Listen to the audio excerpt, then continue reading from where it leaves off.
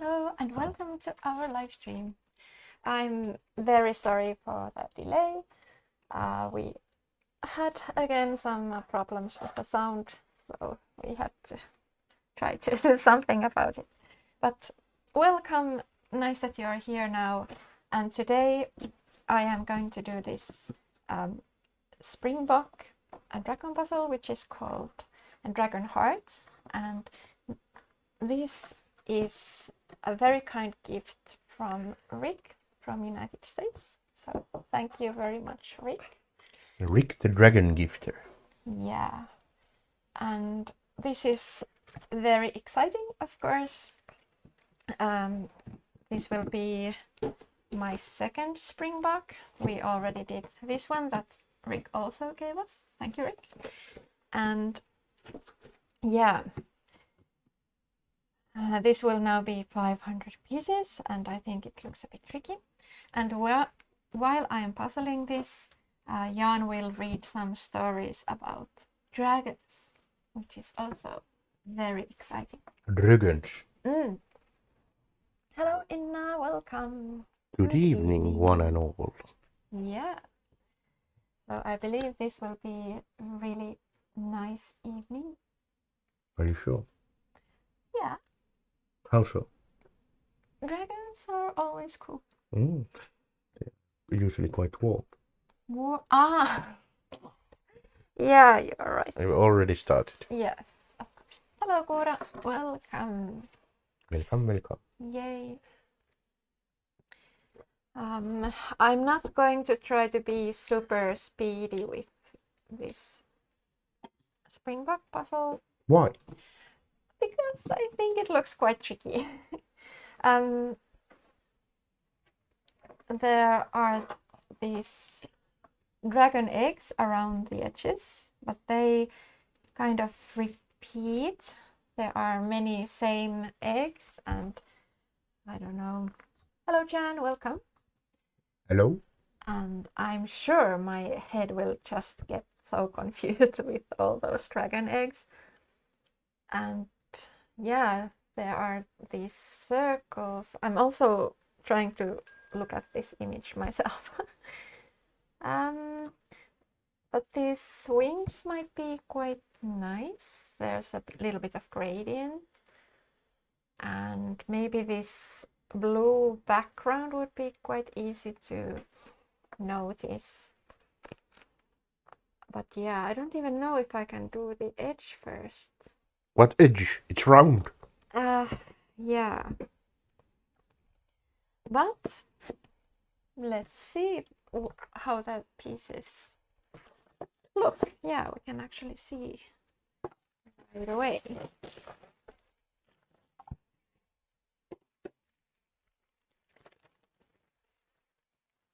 I bet they are chunky. Oh wow. Oh wow. So these are so lovely. Look at these shapes. Look at this. It almost looks like a dragon itself. It's a chunky boy. Cool. Yeah, these are very thick and very random. I love it. I call this piece a dancing man. Yeah. That is very suitable name for it. You have a gift? Oh, nice. Yeah, I actually borrowed this to my puzzling friend because she wanted to try out some American puzzle brands. And then I thought, I haven't done this myself.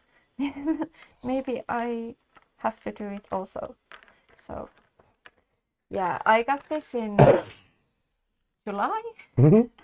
So yeah. Wow. Been a while.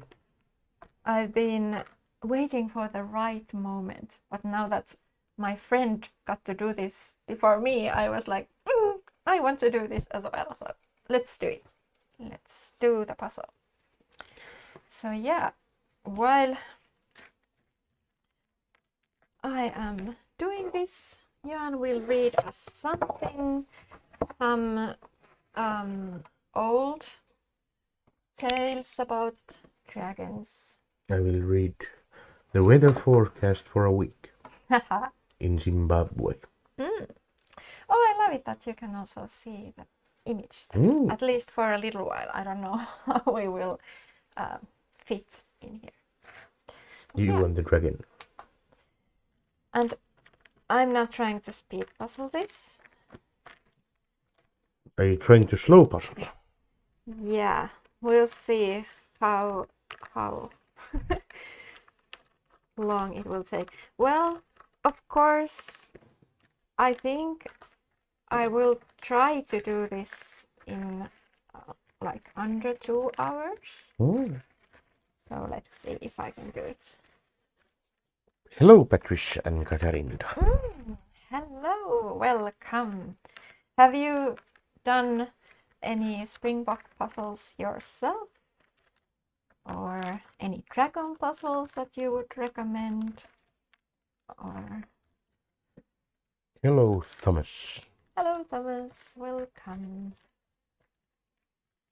And this will be really interesting because it's also round. I'm not sure. Yeah, maybe this will be a bit trickier, but Thomas Oak. Tuomas Tammi. yeah. That's your Finnish name. Yeah, such a cool name. It could be a hobbit Oh, too. Or a dwarf, actually. I don't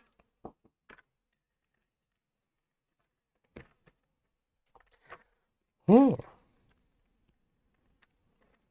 There are a few gifts, actually. Thank you, baby.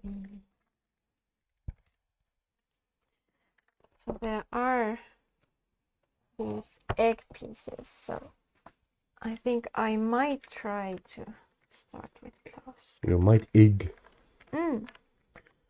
Katarina says that she's never done this brand. I don't know if it's available in the Netherlands. Yeah, good Is that point. available even here? I don't think so.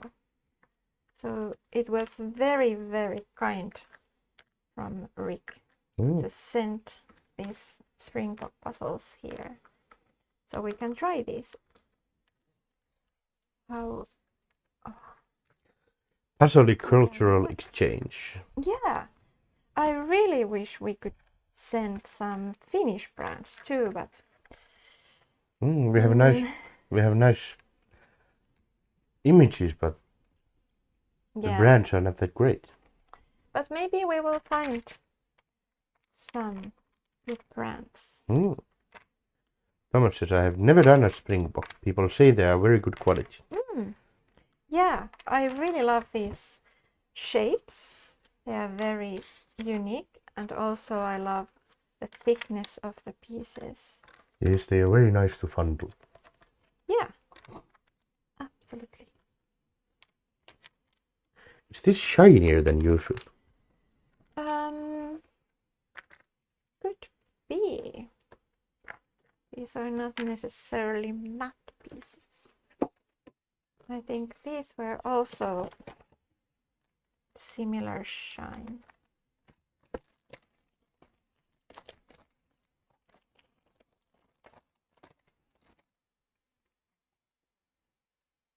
Ooh.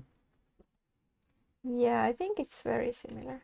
But this 300-piece puzzle. Ooh. Another gift. Yeah, these are so big.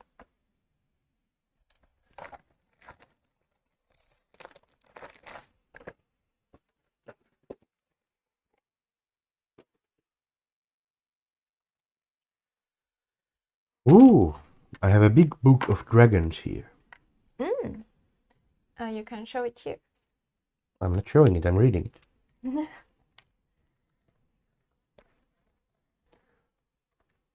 Dragon World. Meet the fire-breathing beasts of mythology by Tamara McFarlane and illustrated by Alessandra Fusi.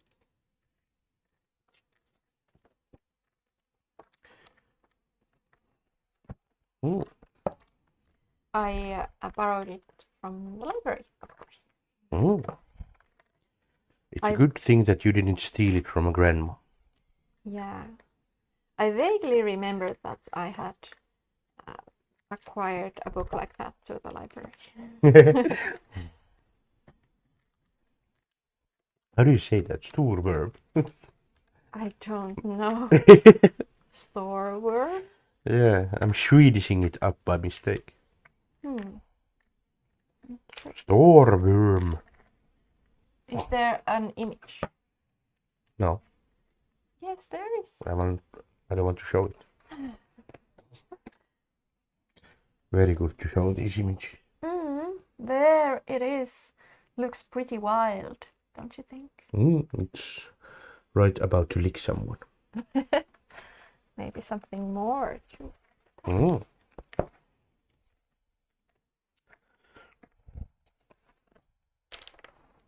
The storeworm haunts many tales from the Orkney Islands in Scotland. A colossal sea serpent. It terrorized the island people for over 1,000 years before being slain by a young boy. They never thought of that. We've tried knights and other heroes, maybe a giant. How about a young boy? Those are usually quite effective. Yes. Hello, Princessa. Hello. Welcome. Its appearance. This terrifying beast is a huge fanged sea serpent. That's it about its appearance. It's just a huge sea serpent. Yes. Okay. Dwelling in sea caves close to the shore so that it could feed on the local people. Powers and traits. Insatiable appetite. Always wants to eat humans.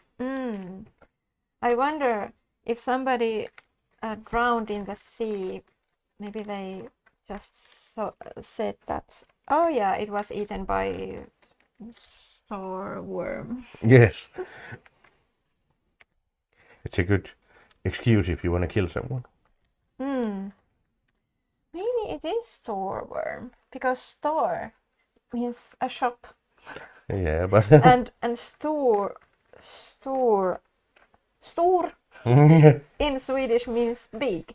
So that sounds logical. yes, maybe it's a big worm. Yeah. Yeah. Patricia says Alessandra Fusi illustrated some brilliant adult coloring books. Nice. Yeah, those are really pretty images there. Oh yes, the eternal discussion of dragons and wyverns. Thomas says the puzzle picture looks like a wyvern. At least in the British Isles, a dragon has 4 legs. Yeah, so there are back legs and the front legs and the wings. But you said that there, in the natural world, there aren't any creatures that, what was it? Have like 4 legs and wings. Yeah, exactly. But it's not a natural world. It's a magical thing. But yeah. It's a case of like, again, this like not all dragons are wyverns, but all wyverns are dragons kind of thing. Okay. Oh, and then why? Was it so that wyverns don't have their front feet? Yeah, like that. But that's what that. I don't know. I don't understand. I don't understand that dragon. Well, it has 4 legs, I think. Oh, does it? Yeah. They're just flopping around. So it is a dragon. True dragon. Yes. So wyverns are the ones that have less. Oh yeah, bees have more than 4 legs and wings. Oh yeah. Oh yeah. I think we don't count bugs. Yeah. We don't count them as anything.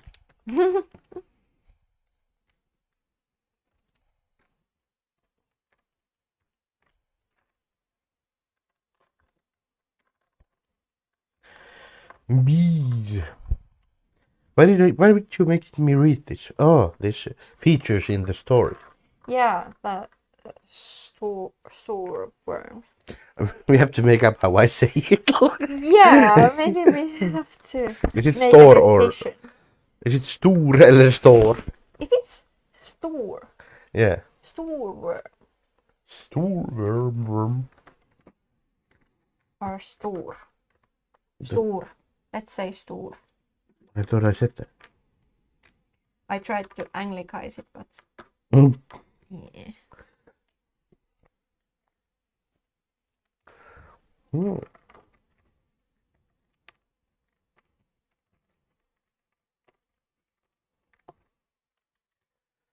Oh, this is from a book called Scottish Myths and Legends.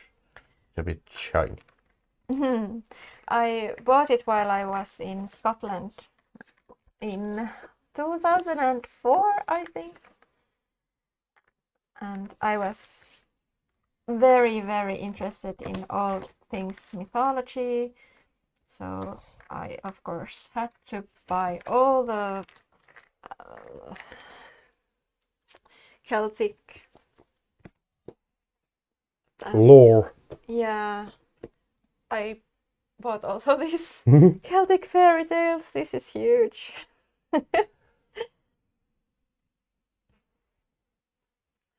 Oh yeah. Mercia. So yeah, I have pretty much flipped all these pieces, and I have taken away these egg pieces because they really stand out. But I don't think I will start from them because that looks so confusing. So I will try to start from the wings and see what else will I do. King of Mercia, Northumbria. I don't know what I'm remembering.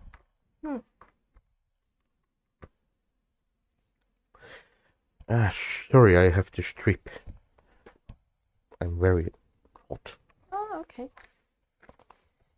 So I'm hoping that I have these trays here. Now I'll take all Are you these serving dragons? delicious dragon parts here. What's the most delicious part of a dragon? Well, right now I have only dragon wings, but I don't think they are very delicious. Maybe quite dry. But she says, I have the Scottish book. My daughter lives in Edinburgh, so I bought it on a visit. Oh, that's lovely. I haven't visited Edinburgh myself. How was it said again? Edinburgh. Okay. I was in... At least close to it. Isle of Skye myself. So that was, yeah, an island. Very, very beautiful, like mountains and waterfalls and How about dragons? all that kind of things. I didn't see any dragons there, unfortunately. You could have tamed one. I will sneeze now. Okay. I'm very dysfunctional today. Bless you.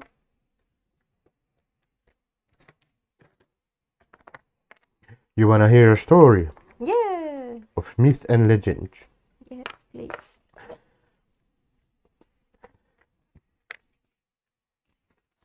So there's first some kind of introduction about Tales of the Sea or something. Yes, it's called Tales of the Sea. The sea was angry, my friends. Katarina says, I love Edinburgh. I did my internship at the zoo. Nice. Did they have dragons? Yeah.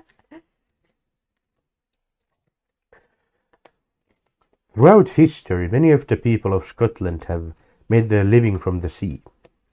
The waters around the coast of Scotland can be treacherous and the weather harsh and unpredictable. And none are more aware of the dangers that they face than those who sail these waters. Given the many hazards of their occupation, it is not surprising that Scottish fisherfolk and sailors have always been superstitious, as they should. It is a trait that they share with seafaring people all over the world. The legends about the mysteries that lie beneath the seas, like Cthulhu, around the globe have many features in common. And it is not only Scotland that tales of man's encounters with creatures of the deep are told. There are two broad categories of creatures that feature in these stories. The first category includes a variety of harmful creatures, some monsters, that put the lives of seafarers in peril by causing storms, sinking ships, blowing vessels off course, and so on. Aww, The second, nice.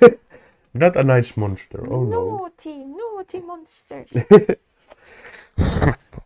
Do you cease being a monster if you're nice?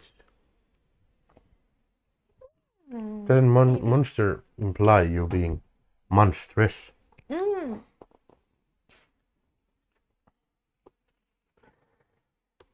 Oh. I'm really breaking, apparently. The second category to which mermaid and seal people belong. The worst people of all, the seal people. Are creatures which have been said not to only interact with human beings, but from time to time to have interbred with them. Someone saw a seal and was like, oh yeah. Sea monsters feature in legends the world over. They are blamed for missing ships, unexpected storms, and mysterious drownings. Some can emerge from their watery lair and cause devastation on land. The Orcadian story of, how do you say that? This battle. I don't know, you can decide yourself. As is puzzle. As is battle. Oh no. Yes.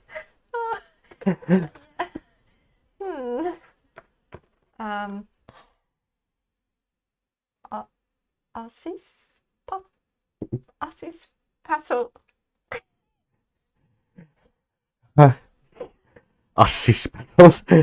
And the storworm? Storworm? Storworm, yes. Storworm. Yes. Tells of an epic struggle against a monster of hideously gigantic proportions. Dragons and serpents feature in numerous Scottish folk tales. Many of these creatures are said to live on land, and when they are slain they leave their mark on the countryside in volcanoes, the contours of hillsides, etc. But the Storworm is a sea-dwelling serpent, and so great a monster that its death changes the geography of several countries and the waters that surround them. Assis battles exploits are related in number of Orcadian legends. This tale contains many elements common in the myths, folk tales and fairy tales from various parts of the world. The Storworm, like the Minotaur slain by Theseus, is fed with the flesh of the nation's youth.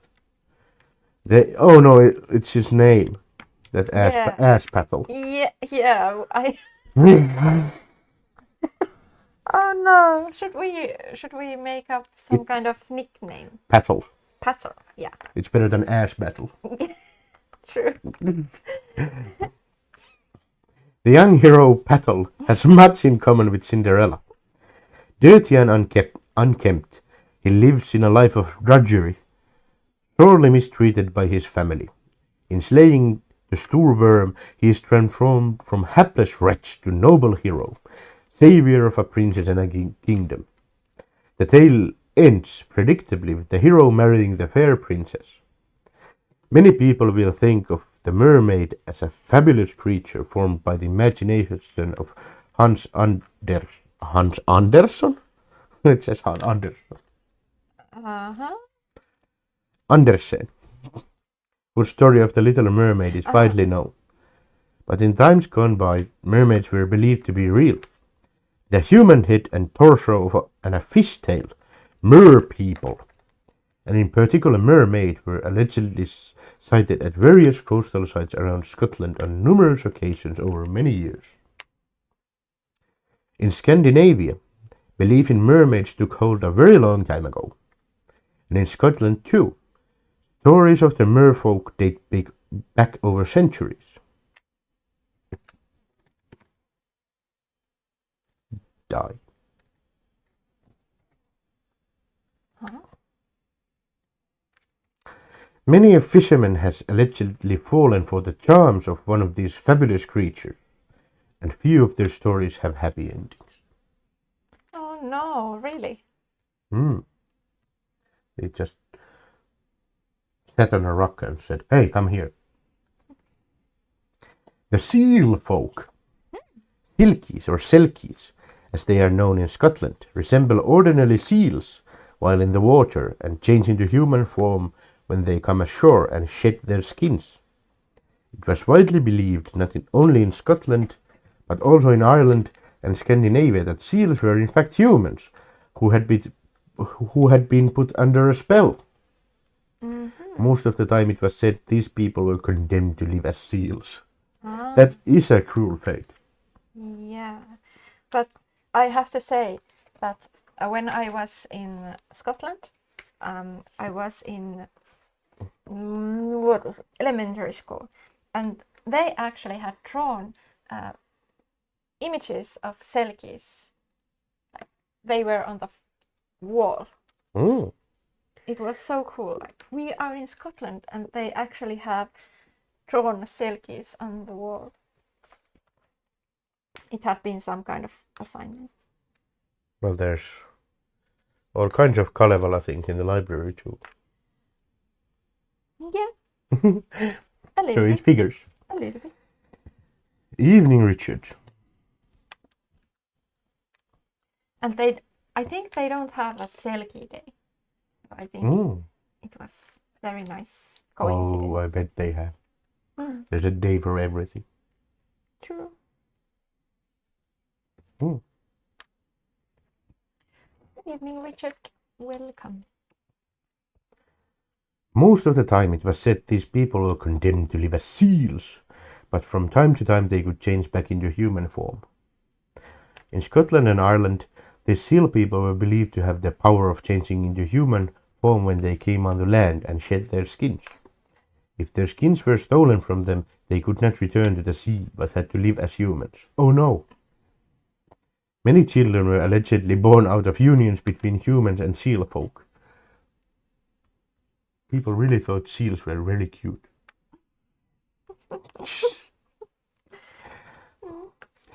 And the people of Clan MacCudrum and the Outer Hebrides were said to have been descended from the seal woman who married an islander. The Shetland and Orkney Isles are a particularly rich source of Selkie legend.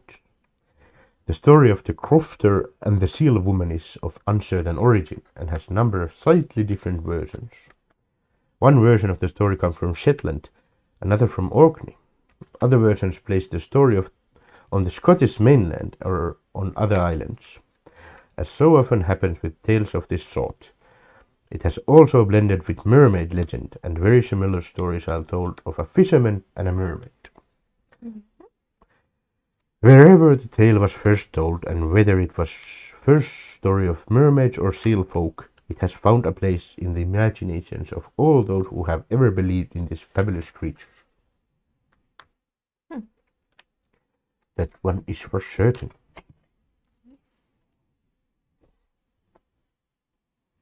Petal and the stoorworm. Oh yeah. And this is now the story that begins.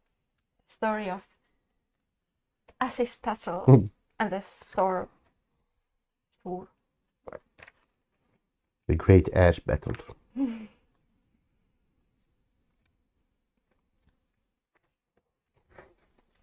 Long ago in Norway, there lived a farmer and his wife.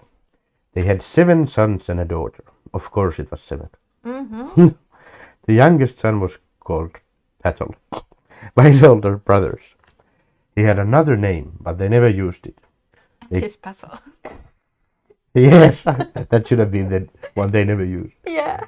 They called him Petal, because he spent his evenings wallowing by the fire in the ashes and soot that lay around the fireplace, and his hair and clothes were always dirty, dusty, and grey. He was badly treated by his family. All the dirtiest and meanest jobs in the house were given to him to do. Ah. And he was butt of all of his brother's jokes. Of course he was. Mm. And that's why his name was Ass Petal.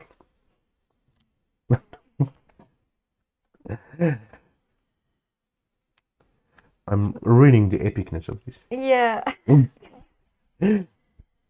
No can do. Well, you can name your hero Ass Petal. Mm.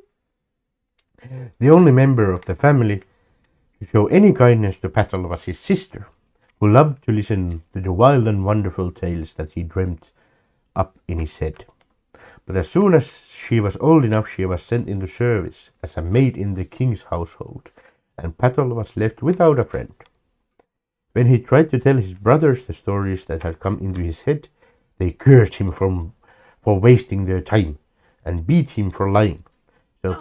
So Petal took to running wild round the countryside every day, telling his stories to the wind, and the dust from the ashes in his hair left a great trail in the air behind him as he ran.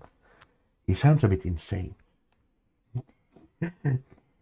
Heroes are a bit peculiar. Running around the countryside while telling stories.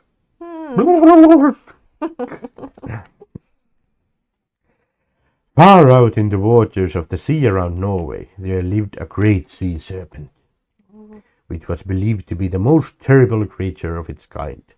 It was known as the Storworm. When it came upon the land, it could cause the most dreadful destruction, devouring crops and animals and whole chunks of the countryside in its massive jaws. Just like land. Yeah, Wow. it's a snack. Okay. And so it was a terrible day when the news reached the king that the serpent was heading for his land. He knew that unless the serpent was stopped, his country would lie in ruins before long, and his people would disappear forever. He called an emergency council to see what could be done, but there was not a man present who could think of a plan that might divert the beast from its course. Its poisonous breath could fell every living creature within miles. Its massive jaws could demolish the strongest of fortifications. There was no weapon that could be used against it. The council sat for 3 nights and 3 days, and could still not come to a decision. Then the queen drew her husband's side. It is useless to pit the mere strength of men against Storworm, he said to her husband. Actually, that name makes sense because it's in Norway. Storworm. Yeah. Its tongue alone is strong enough to sweep trees, roots and all from the soil. It can demolish whole villages in one swift movement and sweep all the inhabitants into his mouth. No number of warriors can be great enough to compete against it. You must consult the sorcerer to find some form of magic that will defeat the monster. Maybe the magician will pull a rabbit from its hat. You confuse the dragon. Well, that would be. I think. Yes. The king agreed with great reluctance. He thought the old sorcerer was deceitful and that his tricks were useless. But he could think of no better suggestion to make, and the great hulk of the Storworm was already visible, lying in wait in the icy blue-grey waters by the shore. He ordered the sorcerer to be brought before the council. The sorcerer was wizened and gnarled, with a long matted beard and a wispy grey hair. Gandalf. Yes, I was thinking the same. I'm not a mere conjurer of cheap tricks. This man before me does not look wise, thought the king. He looks old and worn and useless. But he... I wouldn't suggest saying those things in front of sorcerer. I'm not sure if he was just thinking, Ah, but he asked for the sorcerer's advice nonetheless, and the sorcerer promised to have an answer by morning. The sorcerer just went into his room like, oh no, oh no, oh no, oh no, oh no. Just a card trick suffice. When the sorcerer came before the council the next day, his news was grim. The only way to keep Storworm from devastating the land was to feed it with 7 virgins every week. oh my god, that's a lot. That would be like all their maidens, and they, no, they will just all die. Then hook up with someone so you're no longer a virgin. True. Think! Think, maiden, think!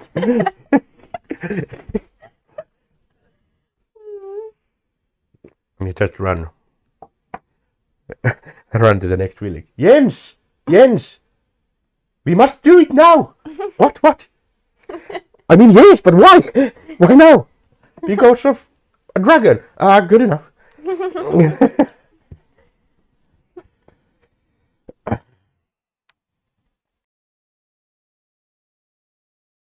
To make. But it was the only thing that might satisfy the monster's appetite, until it decided to leave. If that failed, the sorcerer said, then they would be left with only one alternative, and that was too terrible to think about.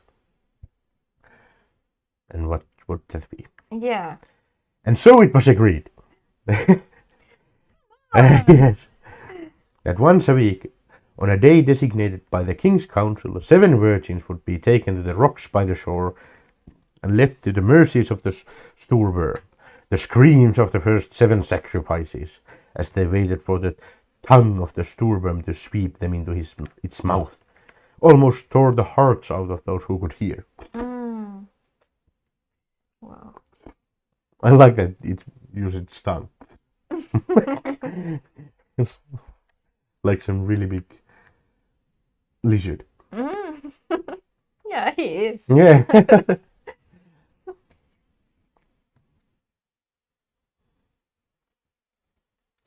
And on the next appointed day, the cries of the second set of victims were even worse, for they had seen the fate of the first ones and knew what would happen. I told you what to do. The people came from miles around to catch a glimpse of the dreadful beast as it devoured its prey, and the sight of it made the blood turn to ice in their veins. But high on the hillside, in the middle of the crowd, near to his brother, stood Patel. Patel, yeah. Yes, and he seemed strangely unafraid. I'm not afraid of the monster, he said to the wind. I would gladly take it on in combat, and I would win. Well, Patel's brothers heard these careless words and punched and kicked him down the hillside back to their farm, calling him a lying braggart. excuse me? Like, there was one sensible man that this is not cool. I want to do something else. Well, he did not say it wasn't cool. He said I could win the thing. I like the idea that his brothers just kicked him back to the farm. Like, But if they don't really like him, they could just, oh yeah, you should do it. yeah, I don't think go, that go. they don't feel that bright. But Patel let the blows rain down on him without complaint. I would fight you back and beat you all, he cried as they left him in a heap in the yard. But I have to save all my strength to do battle with the Storworm. Okay. Time passed, and the people were growing desperate. How many more families would have to mourn the loss of their fair maidens? Would good the monster question. ever have had his fill? Every week they hoped that he would turn and leave, but every week the snapping of his great jaws sent great waves of crashing against the shore to tell them that his appetite was still unsatisfied. Oh no. The people, the people began to question the sorcerer's wisdom. Yes, finally. Why did they believe him? Like, we must sacrifice 7 virgins. Yeah. Sounds reasonable. Mm. At least it's not 8. It's not 8. Like every day, one. Basically. Madness. And the people asked the king to summon another council. The council was gathered and the sorcerer summoned again. He seemed weaker and more wizened than ever. Too many young women have died, the king said to him, and yet the monster is as hungry as ever, and we see no sign of him going. You told us there was an alternative. Tell us what it is, no matter how unthinkable it might be. Well, yeah, I think they should have asked that a little bit earlier. The sorcerer raised himself up to his full height. He did the Gandalf thing. Right. I'm not trying to rob you.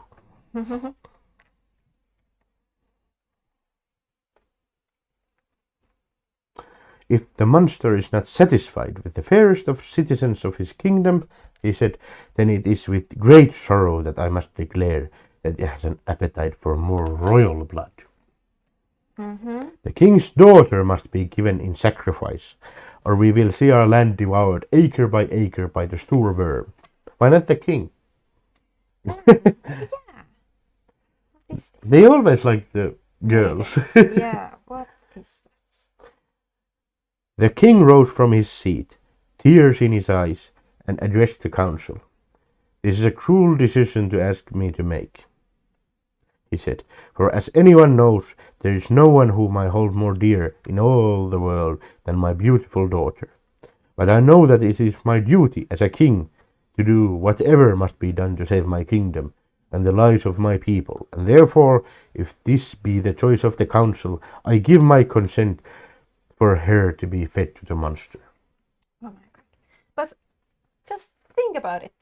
They didn't even try to drive it away. They just began to feed him immediately. Yeah. And when you feed something, of course it doesn't go Yeah, away. of course.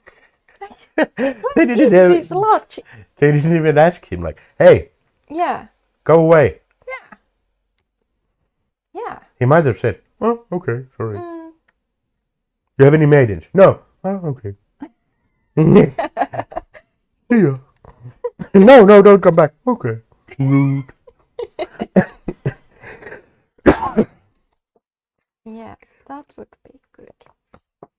That's my impression of Storworm. Oh, okay. Love it.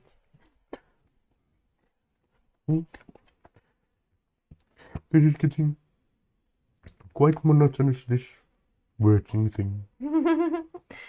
Yeah, just young maidens all the time. I would love a king. Yeah. A really plump, ripe king. I bet those are just like skin and bone, those maidens. Yes. Fetch me the king. The plump one. No, go away. Okay. The men of the council could not raise their heads to look at their sorrowing king, as one by one they raised their hands in consent. All of them were silent except one, an elderly noble who spoke out defiantly with anger in his voice. If this is the will of the majority, I must go along with it, but I beg to add one condition to our decision. The sorcerer has spoken before, and on his advice many fair maidens have perished to no avail. If we do as he says, and sacrifice our princess and the monster does not depart, then I want the sorcerer to be the next to die. Sounds fair. I would like to taste the sorcerer. Must be spicy. His words were met with a roar of approval from the assembled company. And the sorcerer was like, nah, come on, nah. And a date was set for the princess to be taken to meet her death. Richard says the pieces look really interesting, very curvy. Yeah. So tricky. So tricky. But I love it. I love it. The king had a few days left in which to try to save the princess. He sent messengers out to the farthest corners of the land to find heroes who might be willing to try to repel the beast. Now they're trying. Finally. As a reward, he promised the hand of his daughter in marriage to the man who succeeded. Ah, of course. How about half the kingdom? That's also the thing usually. Yeah. The princess was admired by every warm-blooded young man in the land. Warm-blooded. Yes. Like. Those who are not lizards. Okay. And it was not long before 36 young nobles came riding back to the palace.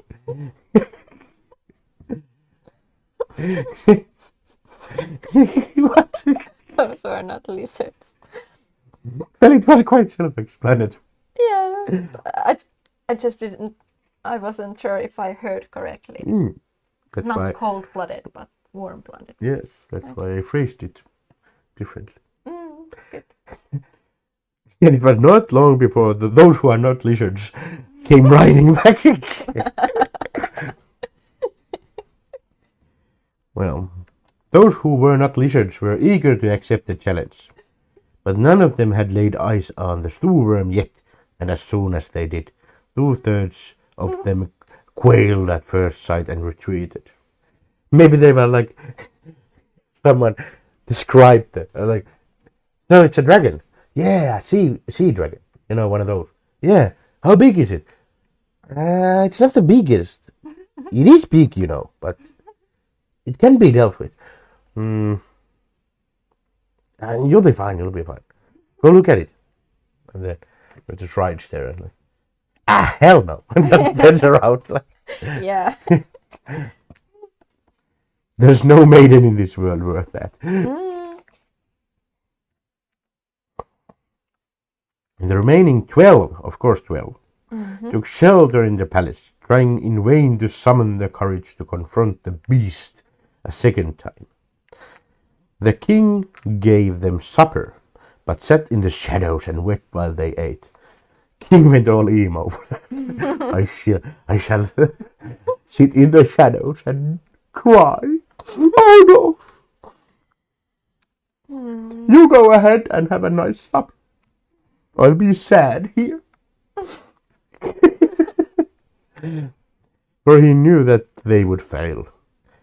It was the night before his daughter was due to be taken to the stoolworm, and he could hear the splashes of the great wave that smashed into the shore. It snapped its jaws in anticipation. Meanwhile, in the farmer's house some miles away, Petal sat among the ashes and wondered aloud. Why was I not asked to confront the stoolworm? I am not afraid. It's Cinderella.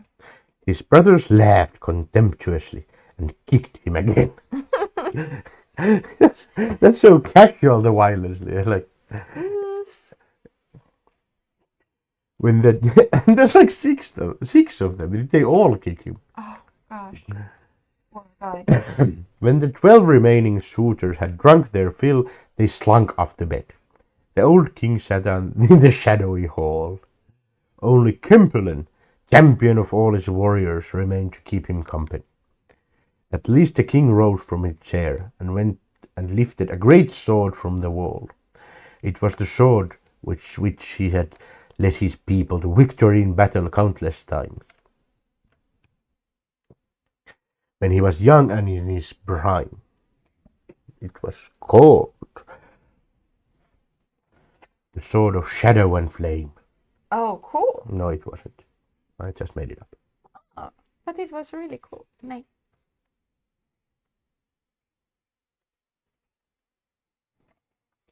But many years had passed since the king had last used it.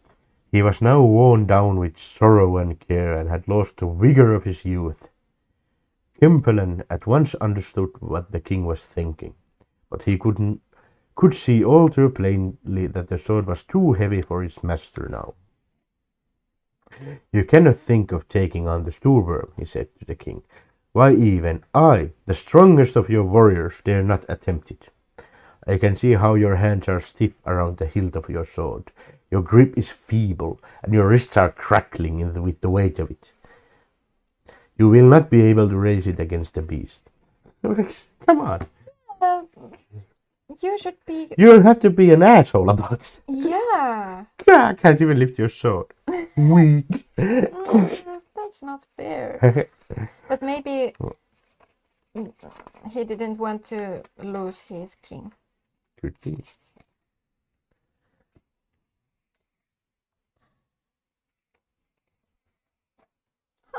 Yes. But the king would brook no argument. He could not stand by and watch his daughter die. He would rather die in a fruitless struggle against the Storworm than live knowing he had done nothing to protect his own flesh and blood. You have been a loyal and devoted servant, he told Kempelen, and I could not have hoped for a better supporter than you. Now do this one thing, even if it is the last thing you ever do for me.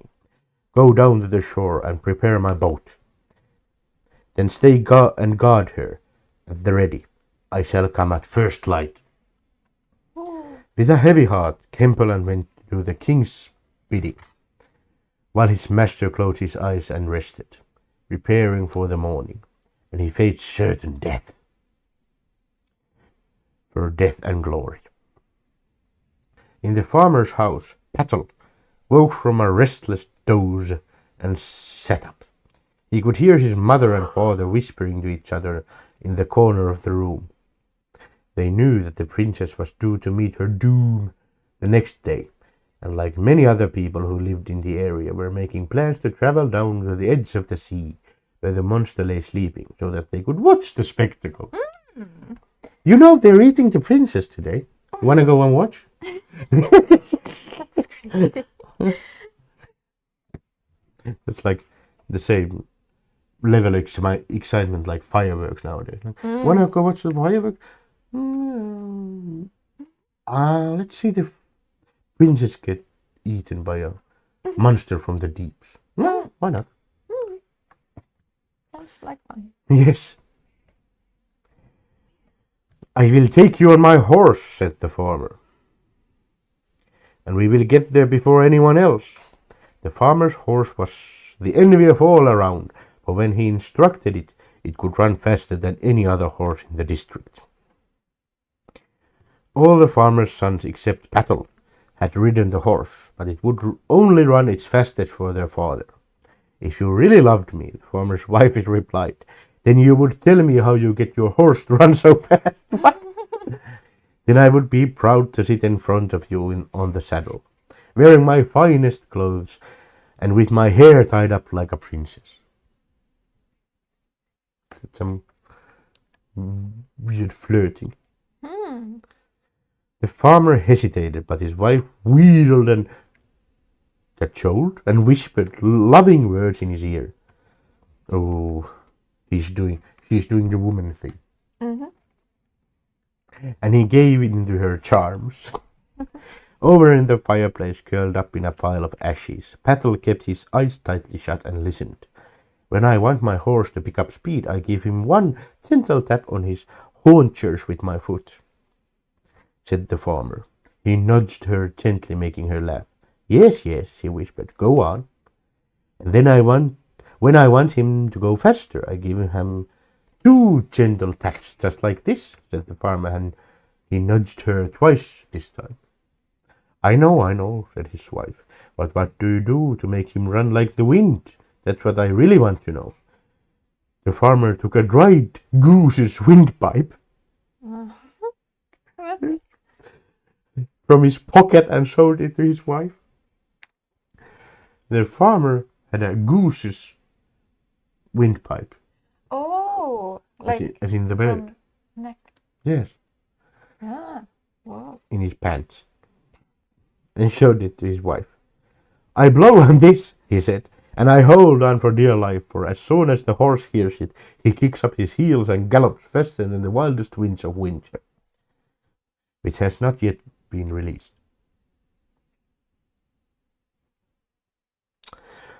Over by the fireplace, Petal heard his father's words. Everyone, and a great new story came into his head, which was better than any story he had ever told before. He waited until his father and mother were fast asleep. Then he set about making the story come true. Petal rose from the ashes. He took a pair of tongs and picked a smouldering peat from the edge of the fire and placed it in a large soup pot. Then he crept over to his sleeping parents. The goose's windpipe was lying at his father's side. Petal picked it up and, tiptoeing out of the house, went to the stable and saddled his father's horse. He tied the pot with the smouldering peat to the back of the saddle, then mounted the horse and tapped it gently on the haunch once with his right foot. The beast stood stock still. Petal tapped once with his left foot. The horse began to trot out of the stable and into the yard. Then Petal tapped twice with his left foot, and the horse let out a whinny and began to canter. Do a horse sound. Good. The farmer was woken by the sound of his horse's feet and came running into the yard, but he was not quick enough, and he saw his youngest son disappearing into the distance with his precious horse. He let out a roar of fury and started to run, but Petal did not turn around. He lifted the goose's windpipe to his lips and blew into it, long and hard. The horse kicked up its heels. Petal clung on for dear life. They galloped off into the night at tremendous speed, leaving the farmers impotent with rage and disappointment. Petal soon settled into horse's rhythm. It ran swiftly but smoothly. It was quick to respond to Petal's commands and the slightest touch of the reins. It would change direction wherever he wanted to go. It did not take them long to reach the shore. When they got there, Petal dismounted. He walked onto the narrow strip of sand beside the water and began to gather driftwood, heaping it into a great pile at the water's edge. Out on the water he could see Kempelen keeping vigil in the king's boat. The boat's sails were unfurled and at the ready, and its prow was pointing seawards towards the rumbling black island that was the sleeping monster's head. Petal set light to the pile of driftwood with the smouldering peat, then placed it back in its pot. He waited until the fire was blazing brightly, then he called out to Kempelen. Come and warm yourself by the flames, he cried. Why spend the night out there all alone in the cold and dark?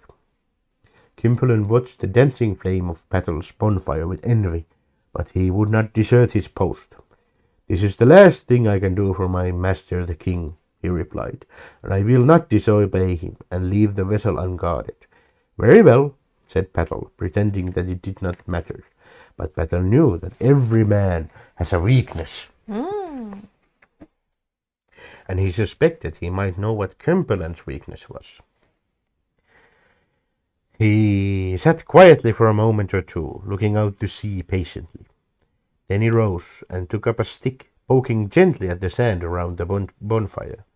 He scraped a few lines in the sand, and he poked at it again, looking as he was doing nothing more than idling away the time and enjoying the warmth of the fire.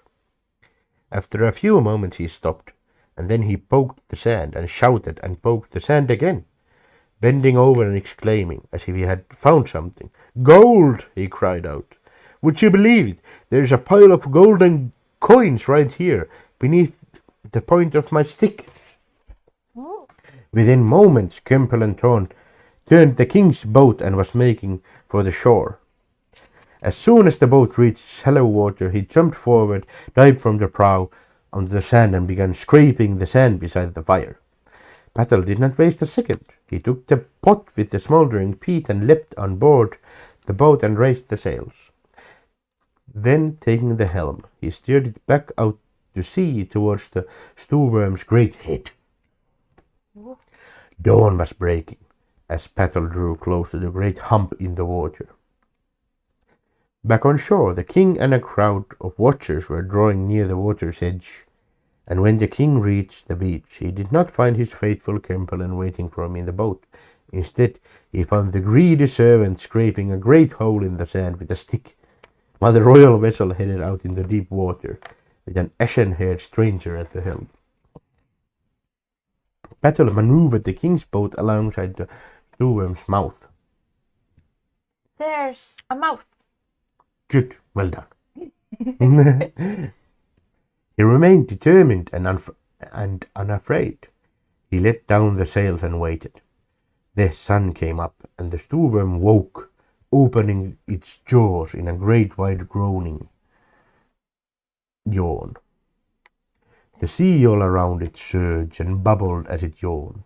Gallons of water poured into the monster's mouth in waves, and Petal and the royal boat were swept along with the force of it. Into the monster's mouth sailed the boat with Petal in it, and everything all about him went dark. Petal clung to the side of the ship as it was tossed on the waves to the back of the monster's throat, and right down its enormous foul-smelling gullet. There's the... I'm working on it. Down and down went boat, down to the entrance to the monster's stomach. What if the maidens are just there? Yeah. And Petal is like, hello, lady. The Stewworm had many secrets hidden in there. All the things it had swallowed in the recent past swam in pieces in a murky sea of malodorous liquid. And the fat from all the creatures it had devoured lay in a great greasy globules in the surface. How lovely. Yes, when the boat reached the far side, Petal jumped out, taking his pot of smouldering peat with him, and began to hurry along the great passageway that led from the stomach further into the entrails of the beast.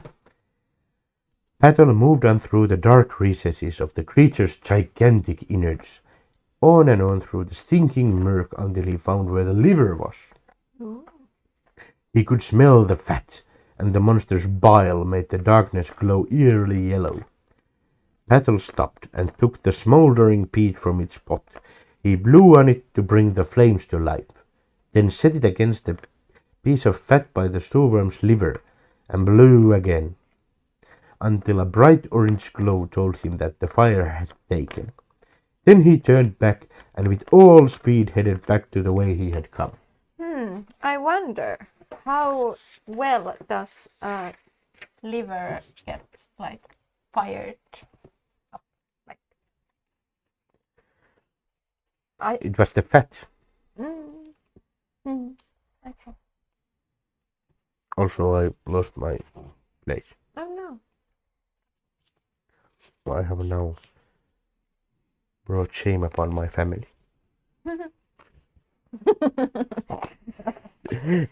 In this family, you cannot bring any shame. It would be quite hard. Yes.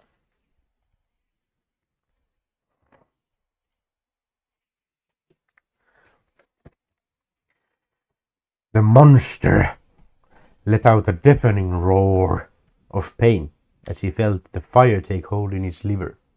But Petal kept hurrying on. The stinking, slimy passageways inside the monster began to shudder and quake. But Petal kept his balance and did not stop. As fast as he might move, he could still feel the heat of the fire coming from behind him. Then, just as Petal reached its stomach, the Stewworm gave a great heaving retch and vomited. A great wave of fluid poured out from its stomach, flooding the land along the shoreline. I was not expecting that. Yeah, me neither. Petal was sucked into the stomach by the vacuum that was left behind. The monster belched. Sorry. A terrible sound that sent the king and the people who had come to watch scurrying up the hillside in fear for their lives. They were afraid of a burp. Ah! We are doomed. Yes. Then it vomited again, and Petal was flung right out of its mouth, landing with a splash on the newly flooded ground at the water's edge. The king's boat floated in pieces beside him in the waters of the flood. Petal struggled onto dry land and made his way up the hillside to join the king and the other people. And they climbed onto the summit out of harm's way to watch the death throes of the Stoorworm. The floods rose higher and higher as again and again the monster spewed out all the fluid from its cavernous insides. Then steam issued forth, then smoke, great clouds of it, poured from the Stoorworm's mouth and nostrils, and the land and the water below the watchers was enveloped in grey cloud. The monster opened its mouth and screamed in pain, and its great forked tongue shot out and curled skywards. The tongue was so long it seemed as if it might stretch to the moon. Oh. And the great red forks of it disappeared into the highest clouds of the sky and beyond. Then the monster let its tongue fall down to the ground with a thundering crash.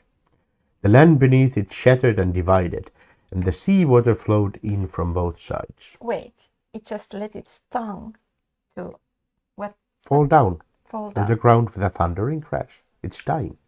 Yeah, but it was only the tongue, and it caused all that. Well, they said it was... it would go to the moon. So. Well, okay. Yeah.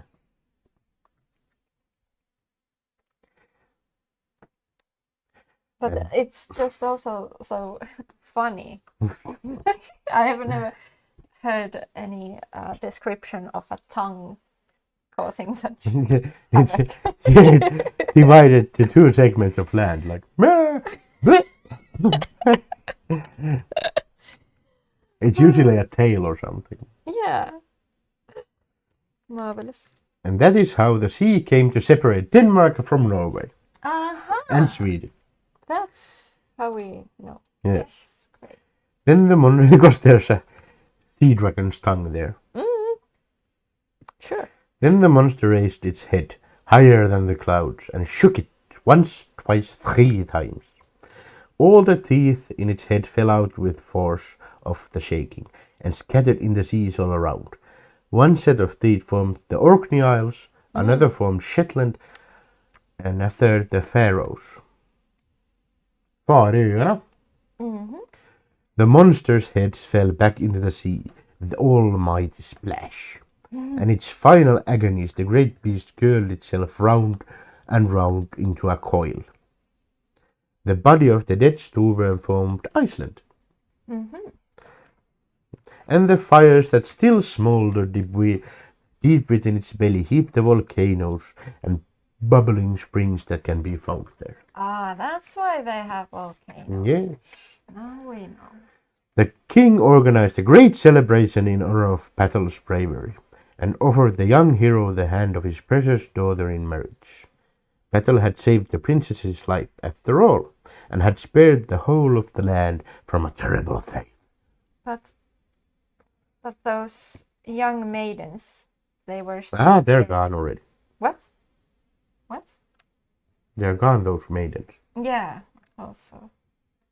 But it was a very small chance that they would have been there, just waiting. For Petal. Yes. Yoo-hoo! And so it was that Petal moved from his place among the ashes to the royal palace and began a new life of happiness with his beautiful bride. He was reunited with his sister, who became chief lady-in-waiting to the young royal couple. And now that he was at a distance from his cruel brothers, who had become considerably more humble since the day of the great deed, Petal forgave them. At a special meeting of the king's council, a vote was passed to send the sorcerer into exile. Oh, I forgot the sorcerer. And from then on, the king paid no heed to his foolish wife's advice. Was it now the wife's fault? Well, she recommended the sorcerer, I think. But she didn't know what it would say. I think. You have to blame someone. Might as well be your wife. As the years passed, Petal grew in stature and turned into a handsome hero, unrecognizable as the scrawny, asmeared lad he had once been.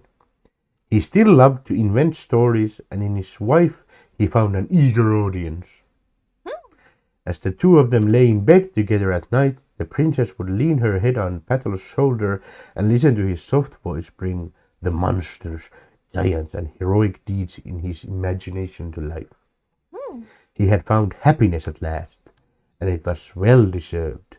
And when the old king eventually passed away peacefully in his sleep one summer's morning, the people of his kingdom could not think of a better man to succeed him than brave and noble Petal. Oh, wow. That was a very happy ending. I would think that the princess would become a queen.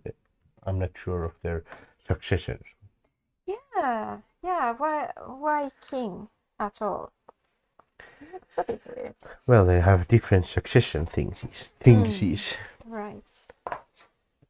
Okay, but look how much I have done. It should be done already. But it's only 1 hour and 6 minutes. Yeah, you should be done in 45 minutes. I have 2 hours to do No, this. you don't. Yes, I do. No. Or stoolworm will eat you. No. But yeah, this is really tricky but really fun. I have heard that before. Yeah, probably. But yeah, I'm not sure how to do this. That was a bit of a surprising story. It surprised me a few times. Yeah. Usually you know what's gonna happen. Yeah, it was really nice. We approve. I'm sure they like that we have approached.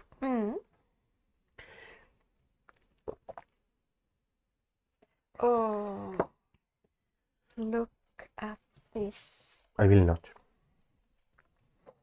I will not gaze upon it. Oh, and this. Look.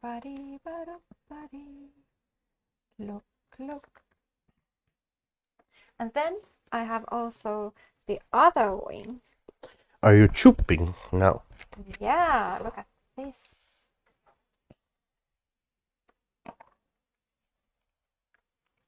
Oh, nice. And I believe that I will get some other wing pieces here as well.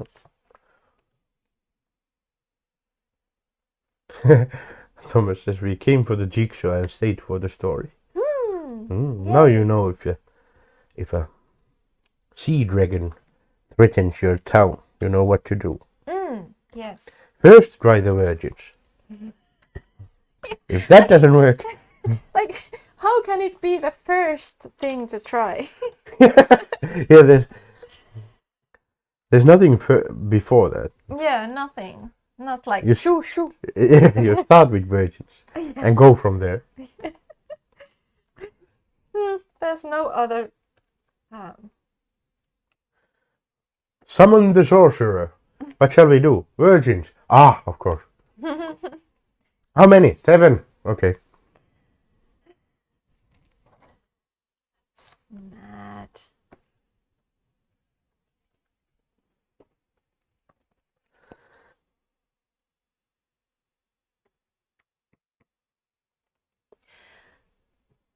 Maybe you can No. read that story from Bohemia. No. Mm-hmm. That's like 30 pages. Well, that's perfect. I think maybe then I can do this. I shall be like that goose's neck if I read that. Is it really 30? Something like that. At least in my mind it is. And it also like mentions the dragon like once. What? It mentions the dragon battle like half a page. Well, yeah. Only at the end. Ah, What was it called? The Giant of Giraffes. mm. Well, it wasn't 30, it was only 25. That's nice.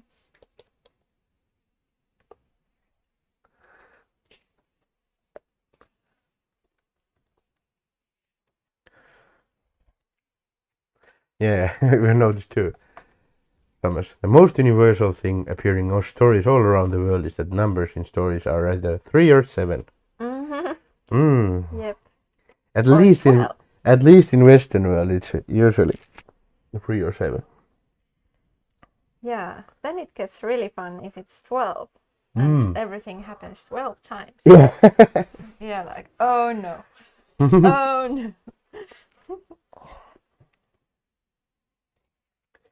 Oh yeah, those so-called 7 stories are a bit Yeah. like we've read a lot of folk stories and the like, and when they 7 times, oh no, please don't do all of them. Please don't go through all of them, please.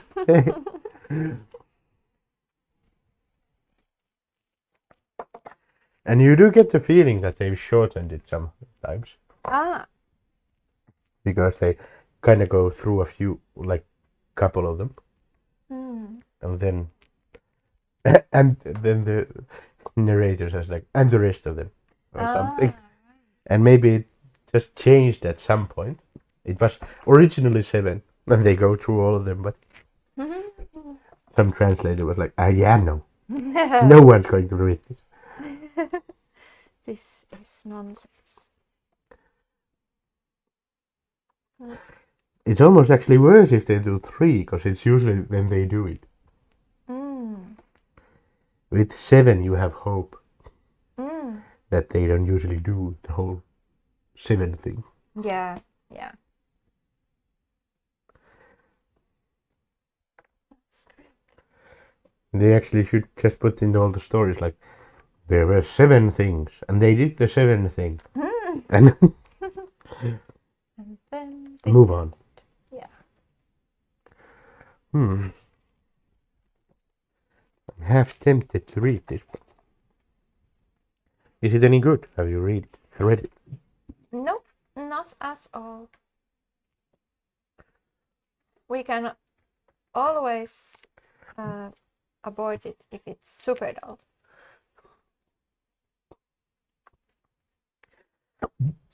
Also, I have a hiccup. Because I'm a sea monster, I will throw a virgin soon.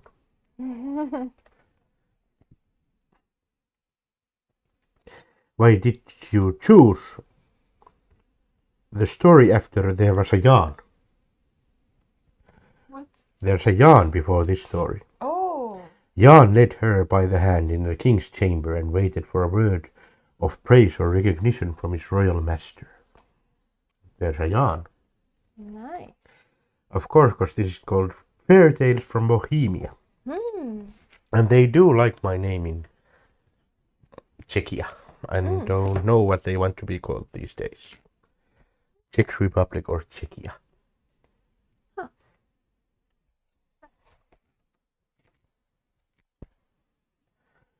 Just like Turkey wants to be called Turkey. Yeah. I really want to find that piece because...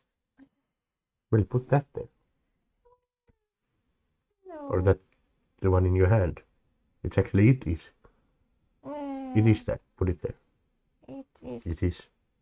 But Put it it's there. this one. It also helps. Thank you.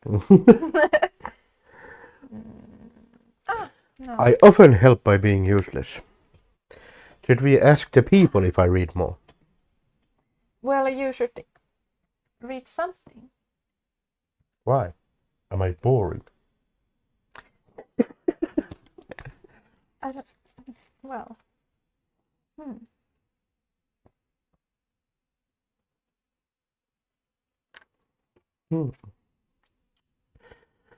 It It is called the Giants of Sharka Valley. I have no idea how to say Sharka. Because it's Sounds Czech. good. Yeah. And that is not my toolbox of languages. It was surprisingly difficult to find dragon stories in English. We would have had those in Finnish, but yeah. Truly? Oh yeah. Of course not from Finland. There aren't any. I just realized, of course there isn't, but I just kind of realized that there are no dragon thingies from here. Yeah, but even though I have all those other storybooks like Celtic fairy tales, this is like 1,000 pages or something, Irish folk and fairy tales, and That looks like a pulp fantasy novel. yeah, but they don't have many dragons. They have more like fairy folk and giants and skelpies and selkies and such. And millipedes creatures. and telepedes. Yeah, all kinds of. Bees. Don't they know that they should fit our theme? Yeah, I tried to search the library books, but it seems that we don't have that many, or at least I couldn't find with the search. Maybe if I would have gone to the main library and see what they have there on the shelves. I didn't have time to do that. Yes, I shall strip and read more. Then I also have that Tolkien bestiary, but I don't think it has like stories. There's just info about some dragon. Smaug the Terrible. Yeah. Oh, shall I? Let's do it. The Giants of Sharka Valley. Hodor, Hodor, Hodor, Hodor. What? Hodor, Hodor, Hodor. This is from the viewpoint of Hodor from Game of Thrones. Yeah. Hodor, Hodor, Hodor, Hodor. Hodor, Hodor, Hodor, Hodor, Hodor. Yaroslav.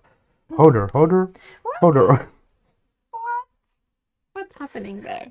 I'm Hodoring this. No. Please read it. No silliness allowed. In moderation. I don't do moderation. The shepherd who looked after the sheep. Oh, this is starting badly. Yeah, sheep. The sheep that haunt you. Yes, Oh dear. that evil sheep. Who laugh at my toil. The shepherd who looked after the sheep of the old Duke of Prague was a kindly gentleman who lived alone with his son, Yaroslav. Since his wife had died many years before, Yaroslav was born one winter's night, and on his first birthday, a wild and stormy night, the shepherd and his wife had heard a knock on the door of their cottage, just as a great gust of wind had gone shrieking and rattling past. They have gathered all the cliches in one thing.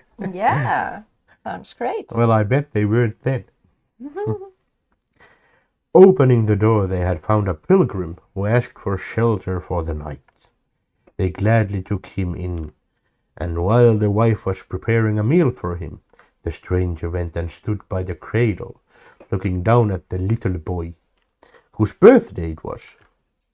In the morning, before he left, the pilgrim gave the shepherd a golden zither with a Z. I have no idea what it is. Me neither. And an ivory rod, and told him to keep them for his son. If you played a merry tune on the zither, zither, yeah, it's like Sitar. sitar. Sitar. Isn't that? Yeah, there are strings and then you somehow play it. It's a beta guitar. Maybe.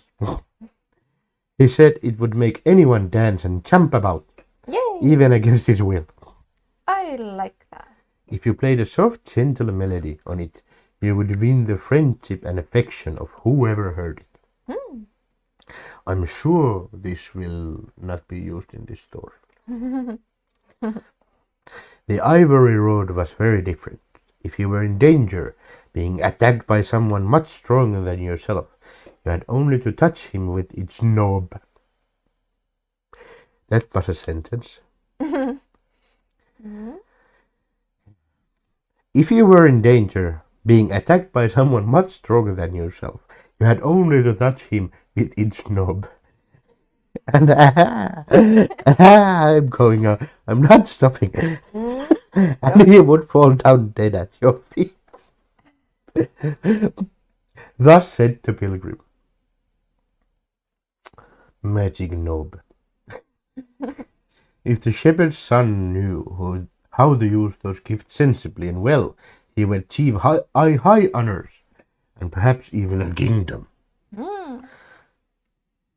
That's how you end up like hundreds of kingdoms in a small area. You keep dividing them. Like, Yes. you'll have half the kingdom. You will have half the kingdom. And my princess, you take her, and take that plot of land there.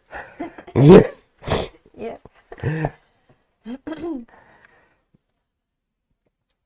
This the shepherd repeated to his son, as old and weary he lay dying. But he took care to add that of course kingdoms were not for such as he, and he must be content to live a modest, decent life. Then he asked the youth to play a merry tune on the zither, and so died with a smile on his face. Yay. The first thing the young man had to do was to go to Prague and ask the duke if he might tend to the ducal flocks in place of his father. Being so young, he was afraid that he might not be allowed to do so. But the duke was gracious and said that he might be the ducal shepherd. But, he added, I must warn you of the dangers that threaten your flocks and you. Not far from the royal pastures, westwards of your cottage, is a narrow valley lying between cliffs and pleasant hills. Here, once upon a time, cunning Sharka captured Zeeman by dastardly means, and since then it had been haunted by all kinds of ogres and evil spirits. Ooh, wow. What happened? I didn't really catch that. Something happened and then there were ogres and Cunning Sharka captured Zeeman their names. captured someone. Yes. Huh. Which set upon any who enter the valley. Be careful, therefore, not to set foot in it, because even if you escaped alive, all my sheep would certainly be taken, and if that happened, you would have to answer for it with your life. Wow. I bet the sheep will get him in trouble, Yeah. because they are evil sheep. Yaroslav promised to carry out the duke's commands, and well pleased, returned home to his sheep. From then on he lived the peaceful, happy life of a shepherd. Often he would take his zither and play on it, till all the sheep were skipping and gambolling like lambs. Yay. So he knew that what his father had said about its powers was true. But being a kind-hearted fellow, he would not try out the ivory rod even on an animal. Good.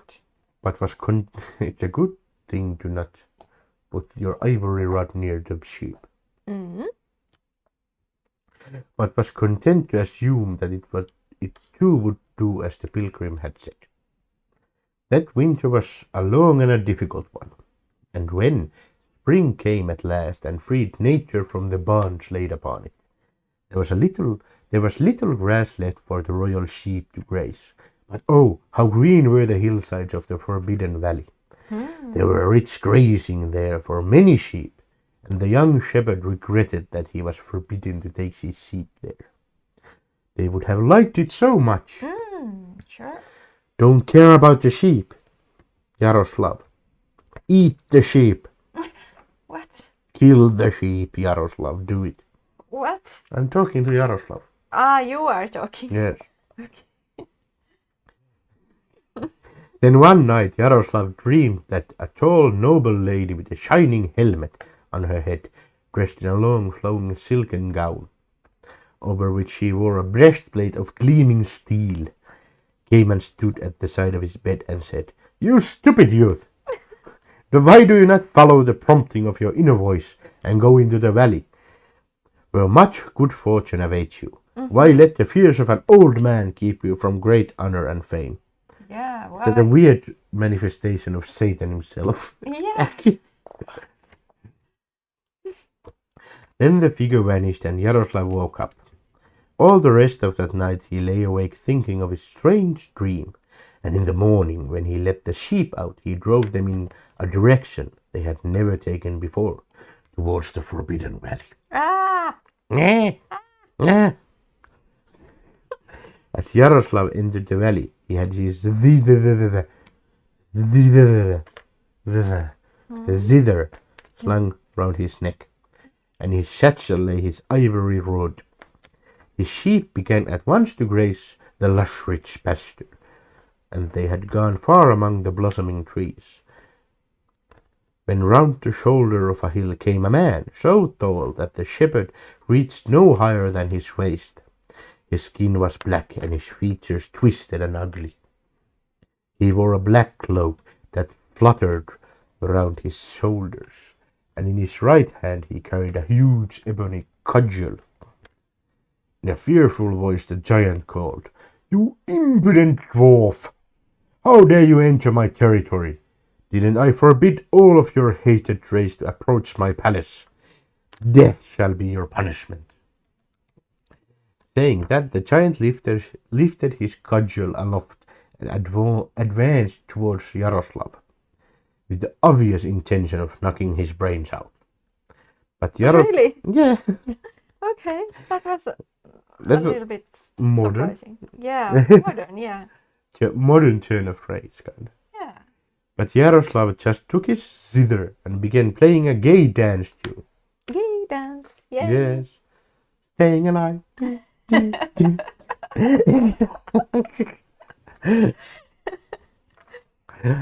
At the sound of the first bar, the giant dropped his cudgel and at once began to skip about and dance. On and on Yaroslav played till the giant fell exhausted to the ground. Then Yaroslav produced his ivory rod and touched him with it. Gaily. Oh, no. And that was the end of the giant. Being a thoughtful young man and rather inquisitive, Yaroslav went through the giant's pockets. Good. So you're thoughtful and inquisitive if you're a thief. Mm-hmm. And in one of them found a golden key. Ha, he thought. Somewhere in this valley there must be a lock which this key fits. No shit. Well, it could be somewhere else too. Oh, true. And I should like to see what is behind it. So gathering his evil flock together, he strode off in search of such lock. Did he really say evil flock? No, I just clarified it. Yeah, I thought so. Yes. After about a quarter of an hour, he came in sight of a marble castle, and going up to its great door, he found that his key fitted its lock. He opened the door and walked through into a courtyard. Facing him was a stable door, and hearing a whinny, do a horse thing. What? How was it? Yeah. Good enough. He went inside and saw a wonderful black horse that pawed the floor, as though tired of doing nothing. Yaroslav liked the look of the horse so much that he led out into the yard, swung himself up and rode around and round the great courtyard for a while. Then he led the black horse back into its stable. Next, Yaroslav went inside the palace itself and wandered through its magnificent apartments, till he came to a great hall hung with costly rugs. In the middle stood a round table on which lay a great sword, a goblet, and a crystal bottle full of dark wine. On the table itself the following was engraved in letters of gold. If you drink this goblet full of wine, you will be very drunk. No. If you drink this goblet full of wine, you will be able to wield this wondrous sword, the blows of which no shield can parry. Beside the table laid out the black velvet cushions was a complete suit of finely wrought black armor, with shield and lance. Yaroslav felt a great desire to try it on, but something held him back. Then he tried to pick up the great sword, but he could not get the point more than an inch or two off the table. He wanted to drink up the wine and see if that would have the promised effect, but an inner voice told him that the time would come when he would have need of that promised strength and refrained. I also can lift any sword when I have drunk a gallon of wine. So he went out again into the great courtyard, and seeing his sheep crowded round a low door, he went across and opened it. The moment he did so, 100 black lambs came pouring out and mingled with his. So off Yaroslav went back the way he had come, with a flock considerably larger than that which he had left home that morning. Ah. Oh yeah. Yay. As luck would have it, the Duke arrived to inspect his flocks just as Yaroslav reached home. Seeing the black sheep, as he could not fail to do, the Duke sent for Yaroslav and asked whose they were. Yaroslav, looking very innocent, said, "Who would they belong to you, your grace, but you?" Like, don't ask questions. Yeah. Just be happy. Yes, you have now many sheep. Shut up.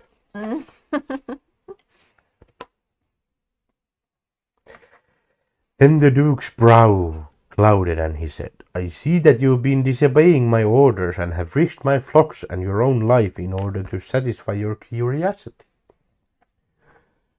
Forgive me, your grace, but I was only looking into the valley from a mound and saw the black lambs gambolling without anyone to look after them. When they saw my sheep, they came and joined them, and so I drove them home together." The Duke, who was not reluctant to have acquired 100 sheep for nothing, wagged his finger at Yaroslav and said, "I will forgive you this time, but my order not to enter the valley stands, and I would advise you not to disobey it, or bring 100 more." Yeah.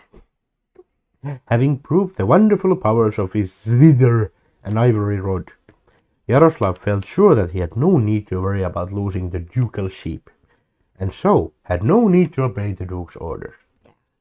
He now wished to explore the valley more than ever. So, one sunny morning, a few days later, he again made for the valley. Is this now like the Tale of Three? I'm not sure. This is now the second adventure. If we see the pages, it could be 7.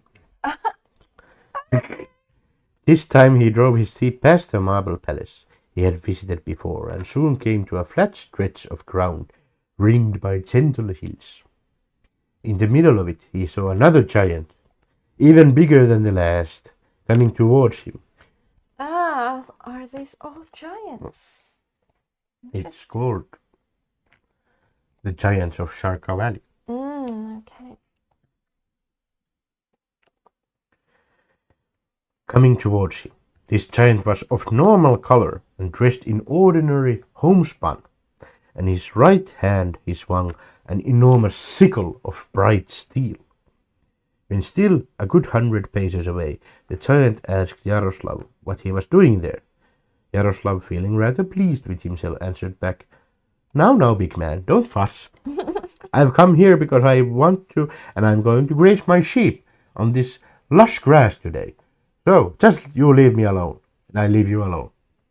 This cheeky answer made the giant speechless with fury.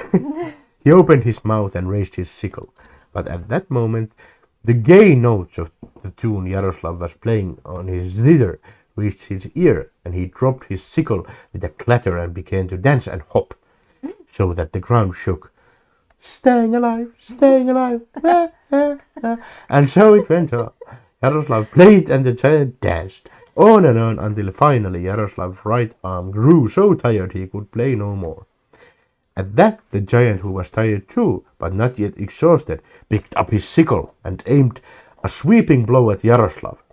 But Yaroslav darted forward, and he dived between the giant's legs, touching him with his ivory rod as he did so. The giant dropped to the ground with an appalling thud. Dead. Ooh.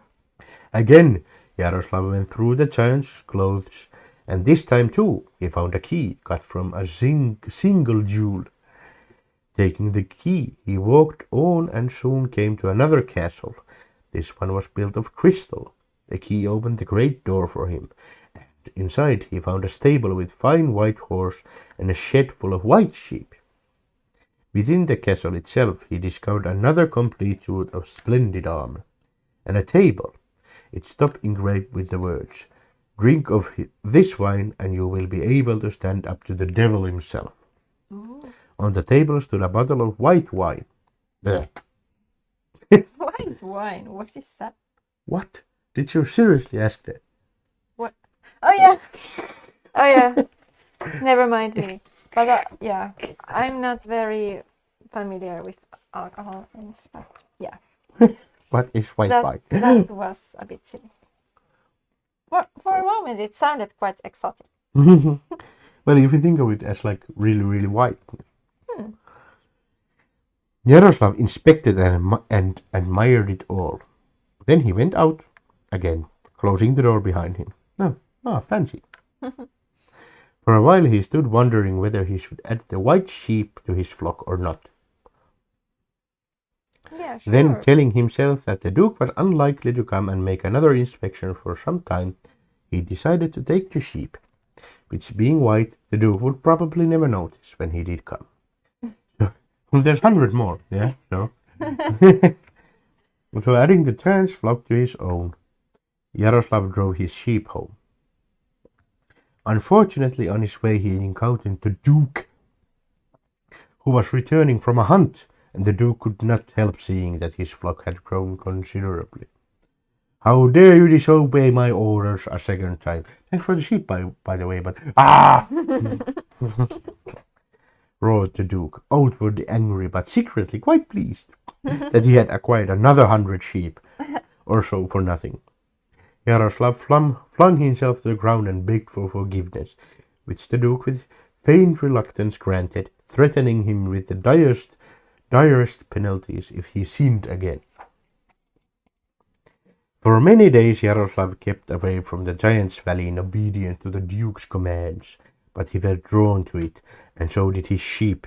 Okay. The sheep were also looking at the valley like,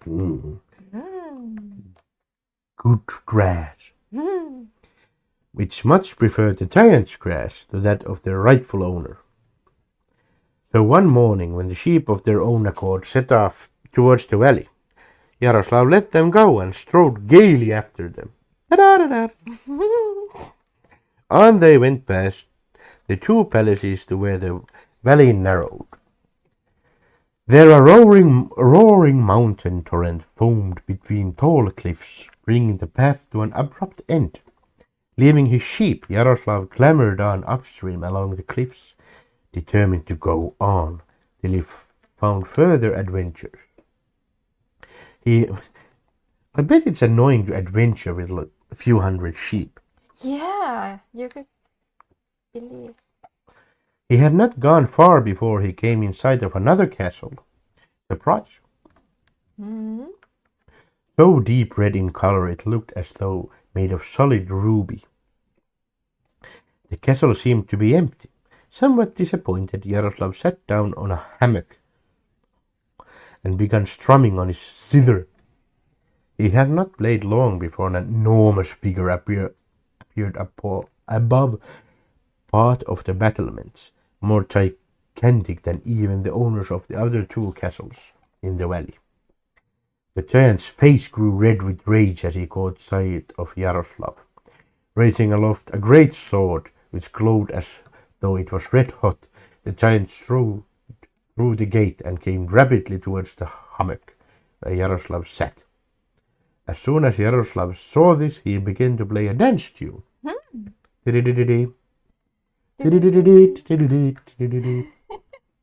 The giant was in the act of stepping across the torrent when the music reached him. Instantly, the sword fell from his hand and dropped hissing and sizzling into the depths of a pool, and Darude appeared.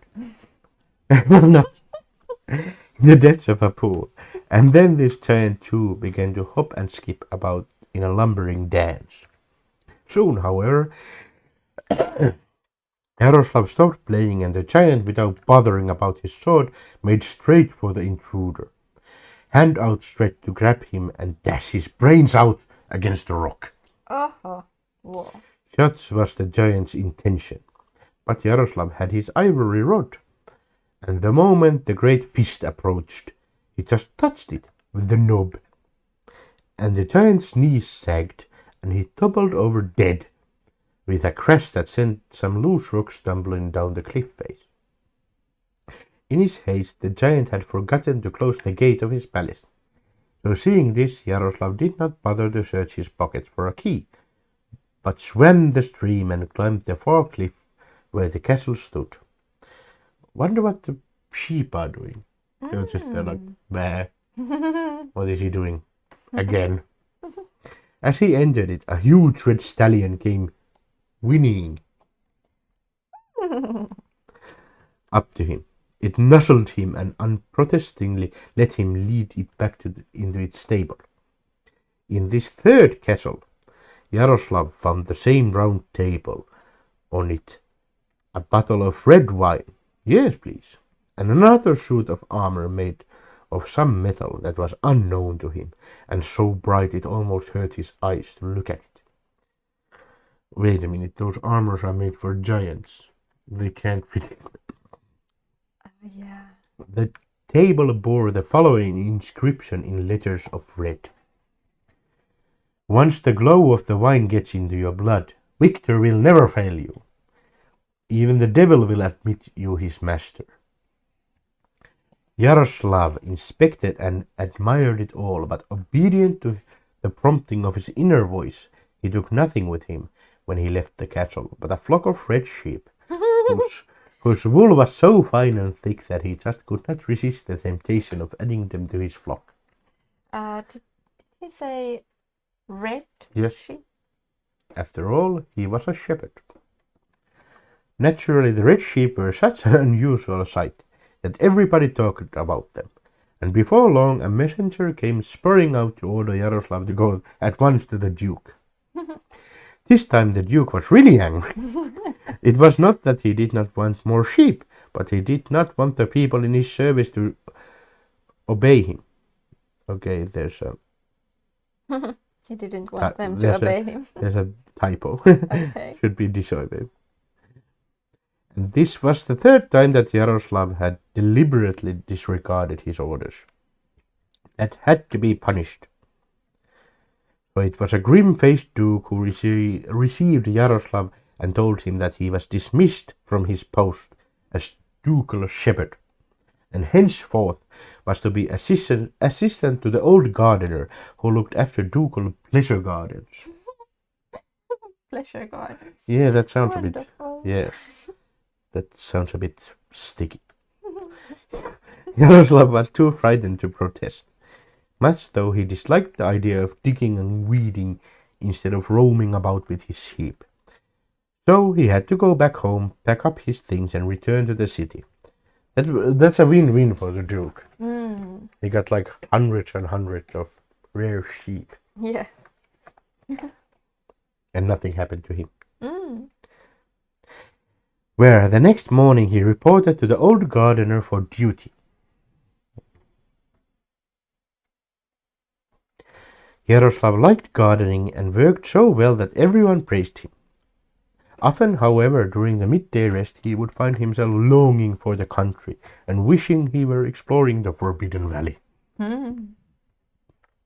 At such times, he would softly play a tune on his zither, sad little melodies of longing. Oh. No gayness anymore. Oh. Do-do-do-do-do.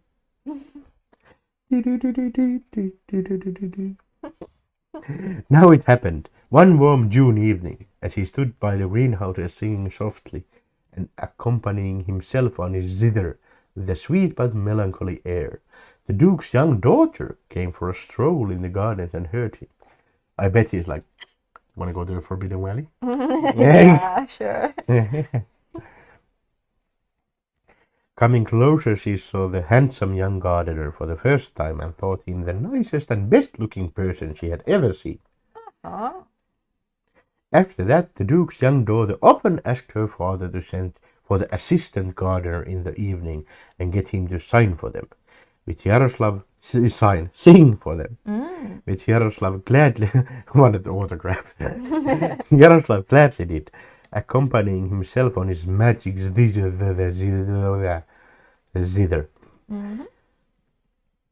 So that in no time at all, Duke's daughter had quite lost her heart to him. One morning when he arrived for work, Yaroslav found the old gardener with tears coursing down his face. Asking what had happened, he was told that the sad story of how long years before the Duke and his Duchess had been childless. They had prayed and prayed, gone on pilgrimages to the most efficacious shrines, and consulted all the great physicians of Bohemia and far beyond, but nothing had helped. Then one day there had appeared in the fair city of Prague a man of swarthy complexion, who wore sombre but costly clothes, and said he was learned physician from the far lands of Persia. He had heard, he said, of the Duke's great sorrow and come to help him. There was a secret conference at which the Duke rather stupidly had signed a document in his own blood, agreeing that his first child should become the property of the physician, if and when they reached the age of 17. That's never a good idea. Yeah, the Duchess had then given birth to 3 children, of whom only the eldest, a girl, was alive. This was the girl Yaroslav knew, and she was almost 17. The previous day the Duke had received a message from the physician, whom he had hoped never to see again, claiming his daughter and requiring that she brought to a certain spot outside the city and handed over to him on her 17th birthday. Yaroslav was horrified. He could not bear the thought of the lovely girl whom he now loved so deeply. It's quite different, actually, that they actually had a bit of a relationship. Yeah. And not just, oh, we're in love now. Yeah, they actually had time to get to know it. Yeah, that's not common in stories. That's great. Being given to an old man who was obviously a wizard, if not something much worse. Then he remembered the forbidden valley of the giants and the magnificent suits of armor and bottles of wine with their strange promises, and he determined to try and save the princess. I hope he doesn't try them individually. Yeah. Let's hope so. But yeah, I think that will happen. So on the morning of the day when the princess, attired and garlanded like a bride, was to be led to the meeting place, Yaroslav begged the morning off to go, as he said, and watched, promising to tell the old gardener all about it the moment he got back. Leaving the city by a side gate, Yaroslav hurried to the Forbidden Valley and entered the first castle. He went out at once to the stable, saddled the horse and led it out. Then entering the castle, he went to the great hall, put on the suit of obviously too big armor, draining the bottle of wine. So he went to a strange castle, opened the stable, drank all the wine and put on a suit of armor. That sounds like a great day. Oh. I wanna do that. Found that he could lift the huge sword with the utmost ease. Calm and dignified, the Duke's daughter sat on her horse as she rode with her father, her maids and attendants to the decreed rendezvous. The church bells rang, but it was a dirge, they told, not a joyful wedding peal. And the wretched girl's heart was heavy. As the company reached the appointed spot, a knight in splendid armor appeared. Across his shoulders was a cloak most magnificently embroidered with gold. In his hand he held aloft the agreement they had made, so that all could see the Duke's own signature at the bottom. The Duke was just about to hand the reins of the princess's horse to the grim figure of the knight, when a shout rang out, and turning they all saw a knight in black armor, mounted on a splendid black horse, come spurring out from a side valley. He brandished a huge sword and called upon the knight to hand back the girl. The evil knight turned swiftly and, eyes flashing, said, "Who are you, mortal, to dare tell me to give up my rights? I am here to defend an innocent girl against the evil that you are, and to do so I am prepared to fight you and all hell if need be," said Yaroslav, with considerably more confidence than he really felt. The bad knight was only too ready to accept his invitation and called to Yaroslav to dismount so that they could fight it out on equal terms. Then began such a fight as none of those present had ever seen.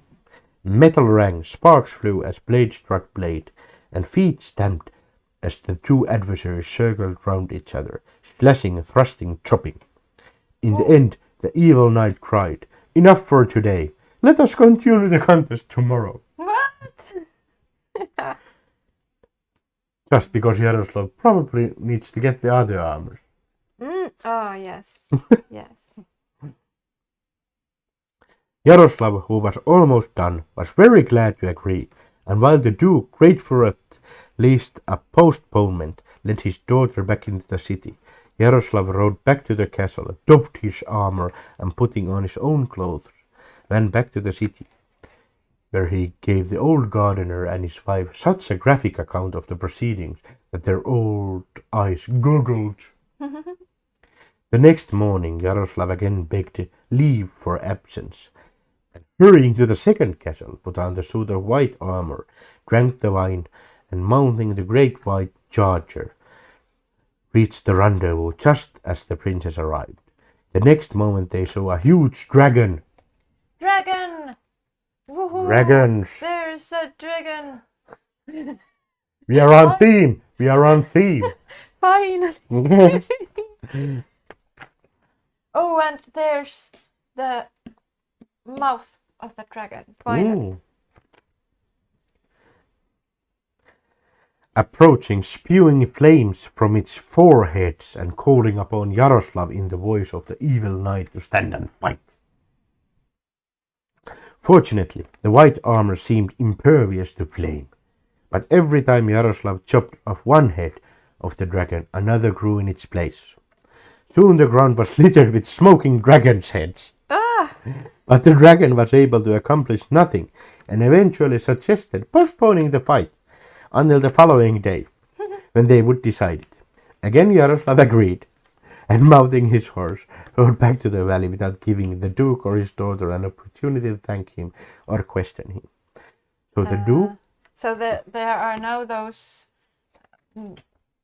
smoking dragon heads in the ground. Yes. And they decide that, we will just continue tomorrow. Yes. There must be three things, you know. Yeah, sure. So the Duke took his daughter back to the city for at least one more night at home. Yeah, like, wonder what its name. Next day. Mm. Again Yaroslav returned and thrilled the gardener and his wife with a blood-curdling account of the fight. In the morning the old gardener was only too glad to let him off again, and Yaroslav hurried to the third castle and donned the third suit of armor, and mounting the great red horse, he rode to the meeting place. As he reached it, the ground opened, flames roared up, and the evil knight appeared. Undismayed, Yaroslav dismounted and prepared to fight. It was a tremendous battle. For a long time neither seemed to have the advantage. But at last the evil knight's sword fell from his hand. So the second one was a four-headed dragon, and the third one is just a knight. That came from a flaming ground, but still it's a bit of a downgrade. Yeah. Interesting. Yaroslav ordered him to produce the contract with the duke, took it and burned it before his eyes. Then there was a roar, and the evil knight vanished. Yaroslav turned and, walking to the duke's daughter, knelt before her. During the fight, the evil knight's sword had pierced his left armpiece and bitten deep into the flesh. The wound was bleeding profusely, and, just as Yaroslav was about to speak, he swooned and rolled over at the girl's feet. There was great commotion. People rushed up to help. They removed the armpiece, and the princess herself tied up the wound with her own silken handkerchief. Then she and her father rode back to send the ducal physician to attend her rescue. In the meantime, however, Yaroslav came to his senses, and getting to his feet, mounted his horse and rode off before anyone could stop him. Reaching the castle, he changed back to his own clothes and went back to the garden. When the princess heard that her rescuer had disappeared, she was sorry indeed, because she would so much have liked to thank him. The next day, in glorious sunshine, they went for a walk in the gardens, and turning a corner saw the young gardener stretched out asleep on the grass. She kicked him. No. He looked and looked, unable to believe her eyes, for there on the gardener's left arm was her own silk handkerchief.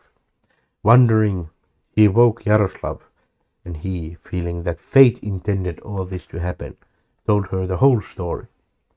Though, of course, she did not say so, the duke's daughter was overjoyed to find that the young man she secretly loved so dearly was also her rescuer, and dragged him off at once to her father.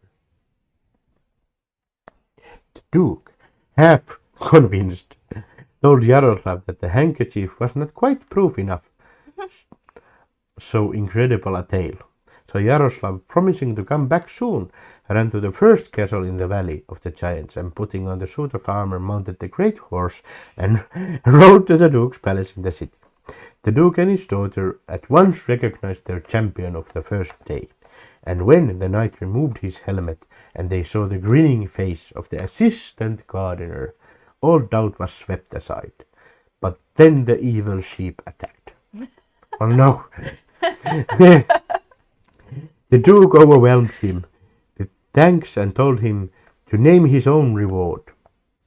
But seeing the looks the two young people gave each other, he realized without being told and gave orders for the wedding to be celebrated that very day. Yeah.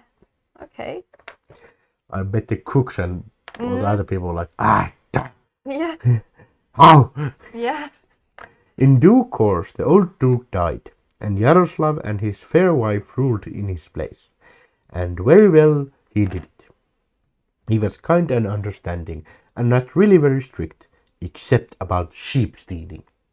Sheep what? Stealing. But he had stolen himself. Well, not really. One of them. Right. That was it. That was the end. Yes. Okay. That was interesting. Very sheepy. Yeah, very sheepy. Indeed. Yeah.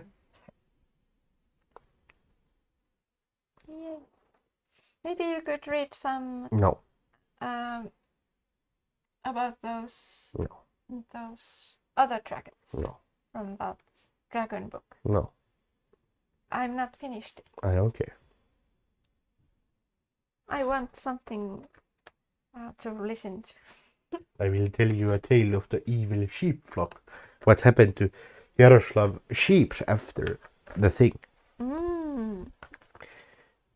They were all eaten in the wedding, even the red ones. No.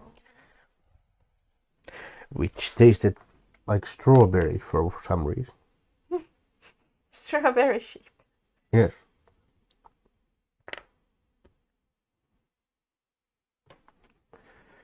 Strawberry sheep forever.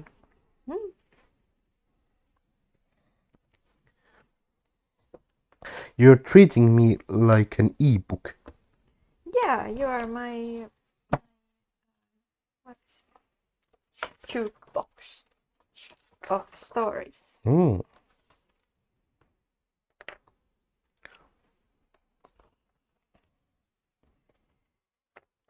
Puzzle fast. Yeah.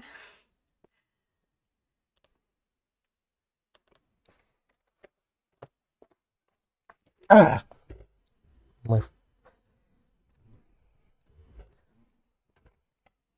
My feet fell asleep. Oh no.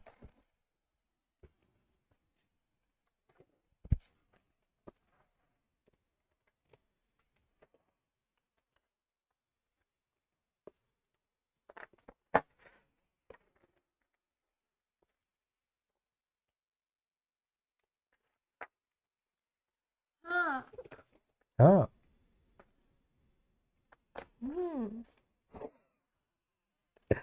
Oh, true, yeah. A true European fairy tale.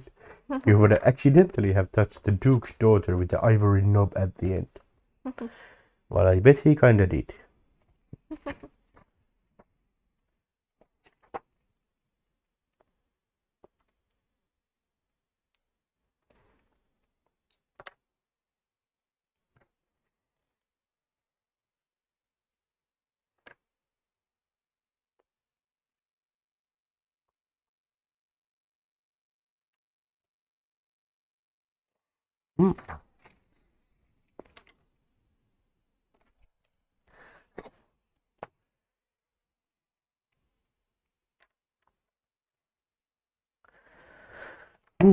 Sure, what to read from here?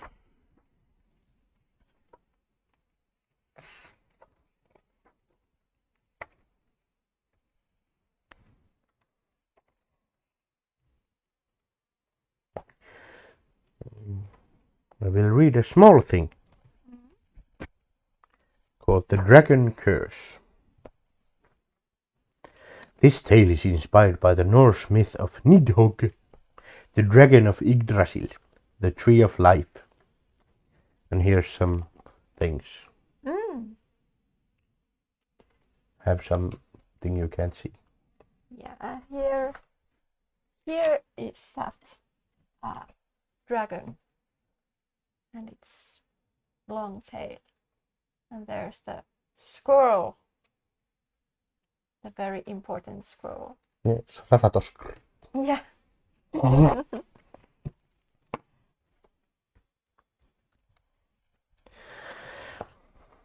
I am Nidhogg, dragon of the deep, ruler of the underworld. Nidhogg threw the bones he had been gnawing far and wide. They clattered and shattered on rocks, splintering into shards that pierced deep into the gnarled roots of the oldest tree in the universe. The tree shook in agony, causing earthquakes, volcanoes, and tsunamis to erupt in the 9 worlds it held in its roots. Nidhogg watched the destruction with glee and licked his lips as bodies tumbled down between the roots and piled up at his clawed feet. "Supper!" Nidhogg cried. As he finished the banquet of bodies before him, day turned to night. The gods way above lit the stars and called the oceans and seas to return and rest in the moonlight. But for Nidhogg, trapped in the underworld, there was only darkness. Nidhogg stared into a gap in the trunk of the tree and watched the gods walking the rainbow paths between the worlds, free to go wherever they wished. A ball of burning fury grew inside him, until the heat rivaled the power of the sun. In a huge flash, flame shot from his flaring nostrils. I am the god of all beasts. I should leap between the worlds, rule all things, call up storms and power the tides. Nidhogg roared. Why am I in the dark? I should be closer to heaven, where I will rule all the worlds. Nidhogg snarled to summon his squirrel messenger down the tree. The squirrel shot down, twisting and turning around the trunk, in and out of the 9 worlds. Puffing and panting, he reached Nidhogg in the underworld. What took you so long? Nidhogg demanded. This message cannot wait. It must, because I will drink water.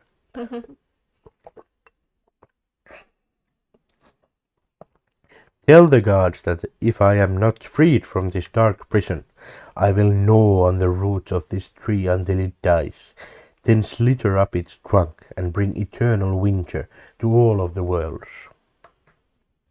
The very breath in every being's lungs will freeze, and they will become ice statues forever. He will bring on the long night.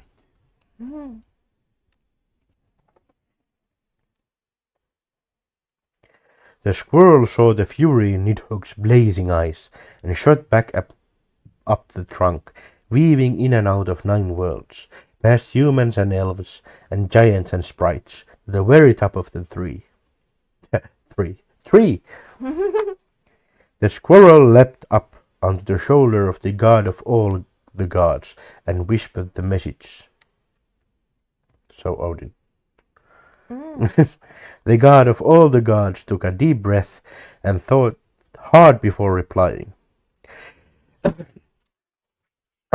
Please remind Nidhogg that he is imprisoned forever, as punishment for his terrible deeds. The roots of the tree of life that hold the underworld form a maze so complicated that no beast has ever escaped. Tell Nidhogg to accept his punishment. No, he's a monster, not a god. The squirrel trembled in terror at the thought of telling Nidhogg this message. Instead, he fled to the 7th world, where he had stored his nuts in a den, ready for a long winter. Nidhogg slipped back and forth along the huge roots, waiting for the squirrel to return. His anger grew, and he roared into the worlds above. If I do not receive word from the gods time to be freed, I will begin to chew upon the tree of life this very evening. Oh no. And the damn squirrel is just eating nuts. Yeah. Dum. But the gods were too far away, and the squirrel was nestled in his bed of nuts, with leaves stuffed into his ears. So happy. Nobody heard Nidhogg's warning that very night. Nidhogg opened his huge jaws and clamped his ferocious fangs down on the roots. The tree writhed in pain, and the worlds were flung from side to side. Mountains crumbled and oceans spun. By morning, Nidhogg had gnawed through the root, and the tree began to wilt and split in 2. Light crept into the roots below and lit up the darkness. Nidhogg raised his head and slithered up the tree. The gods threw their powers at the raging dragon, causing hail, lightning, comets, and lava to rain down upon him. They tossed mountains at him like arrows, and rerouted rivers to try to wash him away. But the gods were no match for Nidhogg's anger. A war raged for a century, until finally the gods grew weak. Nidhogg sneered as he froze each of them in turn, and spread winter across the worlds. Laughing as the final world froze over, Nidhogg smiled at the icy gods powerless against him. The branches of the tree of life weakened their hold around the worlds and withered. One by one, the 9 worlds stumbled out into the universe, and Nidhogg was left alone again, with nothing to rule, roaming the night skies in silence, in search of the very things he had destroyed. So what can we learn about this story? Destroy everything when you can. Cause Ragnarok for no reason. I was thinking more like, don't be greedy. Hmm.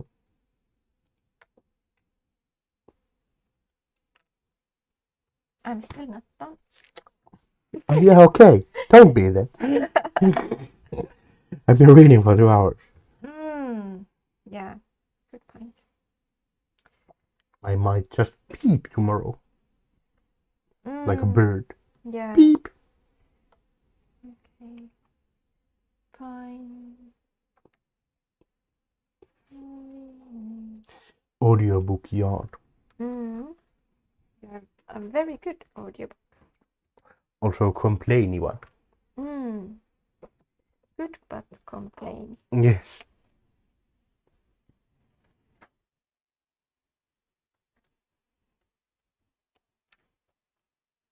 I really love these pieces. You never know what you are looking for. You are looking for dragon's pieces. Like, yeah, these always just surprise. And it's really fun.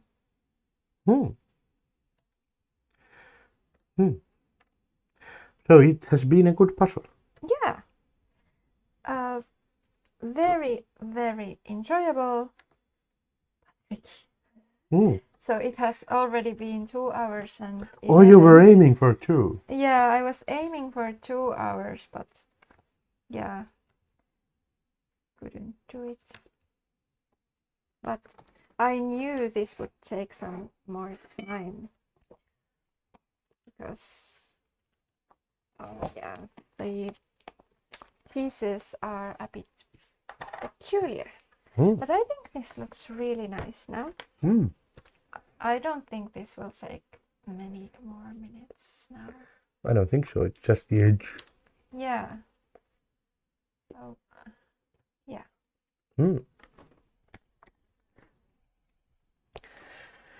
This seems to be a fun book, this Dragon World. It's one of these you can kind of just read a bit. That's nice.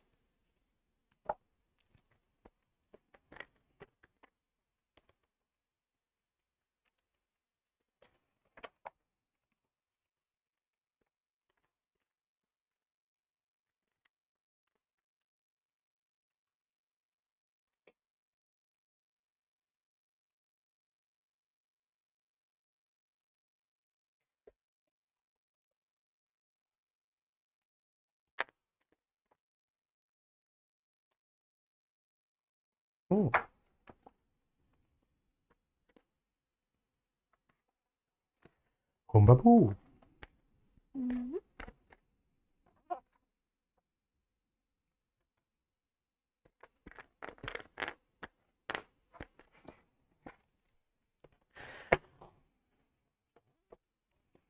If you would be a dragon, what would you do?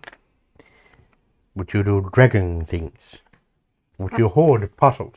Oh yes, I would be a puzzle dragon. Yes. You would lay upon a giant pile of puzzles.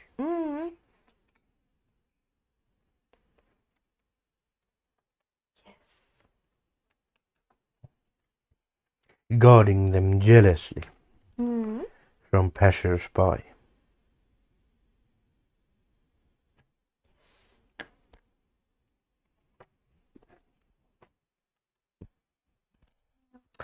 Oh, I might not be able to resist the dragon story from Japan. It must be weird. Yeah. Let's hear it. This will be the last one, or I will have no throat. Okay. The Dragon King and the Jellyfish.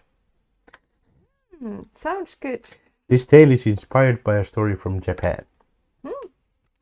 According to legend, if you dive deep into the sea of the coast of Japan, you might just catch a glimpse of the most magnificent palace.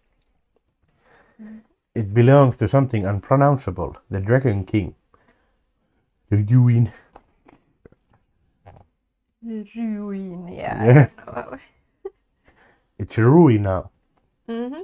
whose mouth is so big he can swallow whales in a single gulp Whoa. and crush a ship between his jaws. His powers are so huge that he controls the mighty tide with just two beautiful jewels, one to call the seas in and another to send them away. Every day the Dragon King roams about his underwater palace, built entirely from coral. The palace spirals up through 40 floors. There are mesmerizing gardens and a grand hall for each of the seasons. The autumn hall is filled with maple trees. The ceilings hang heavy with apple-laden branches, and the smells of maple, damp leaves, and bonfires. The spring hall is filled with blossom trees. Butterflies flit about and hover over a carpet of petals. The winter hall is tiled with million glittering crystals. Tiny fish, seahorses, turtles, and dolphins fly down ice slides, landing in soft snow. No, what? Yes, they do. Crickets chirrup in the summer hall, singing along, as starfish skip over lavender gardens and rest in rose beds. One day, as the Dragon King admired his gardens, he came across a thrashing swordfish caught in coral. Rui tried to set it free, but as he did, the swordfish accidentally scratched his throat. The only place he isn't covered with impenetrable scales. Mm-hmm. That's unfortunate. That's quite important, that throat. Yeah. I am immortal, except if you slash my throat. So, kind of like every other. Yeah. Yeah. Worried about the wound, the Dragon King summoned his closest advisors. Find the liver of a monkey, one of his advisors said. Rub it on the wound, and it will heal immediately. Rui summoned a jellyfish to him. In those days, a jellyfish looked more like a turtle, with 4 legs and a hard shell. Yes. It's not disappointing. There's the jellyfish turtle. And a monkey, which livers is about to be stolen, I guess. Please go to the land above the sea and find me a monkey who will give me its liver, the Dragon King said. The jellyfish set off to the surface, where it found a monkey sitting on a rock, throwing stones into the water, eating a banana. No. He tempted the monkey into the sea by promising to show him the coral palace. On the way there, the monkey asked the jellyfish why he had been chosen to visit the majestic palace. The jellyfish, who had always lived under the water, had never learned to tell lies, so he told the monkey the truth. The Dragon King needs your liver to heal his wound. Unlike the jellyfish, the monkey, who had lived on land among the humans, had learned how to lie. I wish you had told me that before, he said to the jellyfish. I would have brought it with me. I keep it in a jar in the tree where I live, as it is too heavy for me to carry with me. Swim me back to the surface and wait for me by the shore, the monkey said. I will fetch my liver and bring it straight back. Trustingly, the jellyfish led the monkey back to the beach and watched him run off into the woods. After waiting patiently for 2 days and 2 nights, just sat there like, saying nothing, just straight face. Yeah. Any day, any minute now. Oh, poor thing. After waiting patiently for 2 days and 2 nights, the jellyfish realized with great sadness he had been tricked, and he knew he must return to tell the Dragon King. Oh, he has to get another. No, there's Monkey. only one monkey. The great liver monkey of Japan. Rui was furious. "Please don't punish me," said the jellyfish. "I have already been tricked by the monkey. I trusted. There's no need for me to be punished twice." But the Dragon King was too angry and in too much pain from his wound to listen. He used his great powers to curse the jellyfish. "You will swim the seas forever without a shell," he roared in fury. And so the jellyfish became the jelly-like creature it is to this day. They say that the jellyfish's sting comes from the bitterness it felt at being punished twice, just for trying to help.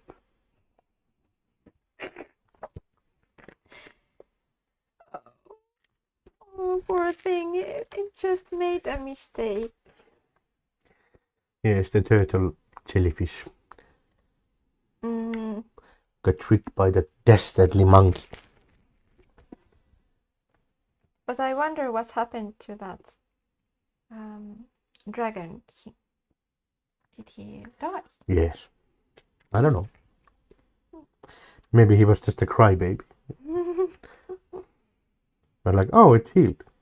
It wasn't even that bad. Where's that jellyfish? Yeah. Where's that jellyfish I cursed? Ah, never mind.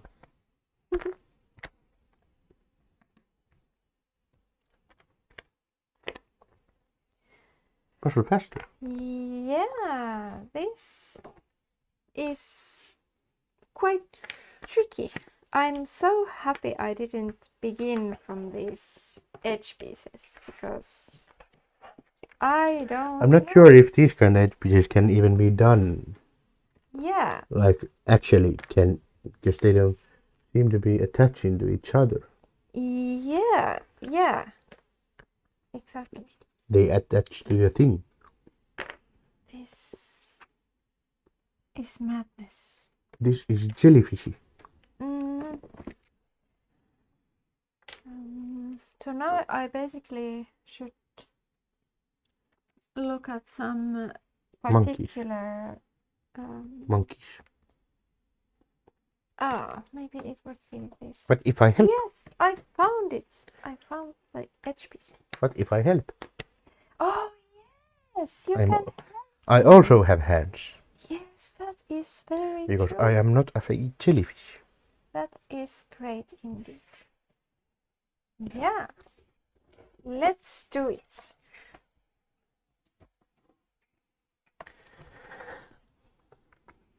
Let's be wary of annoying monkeys.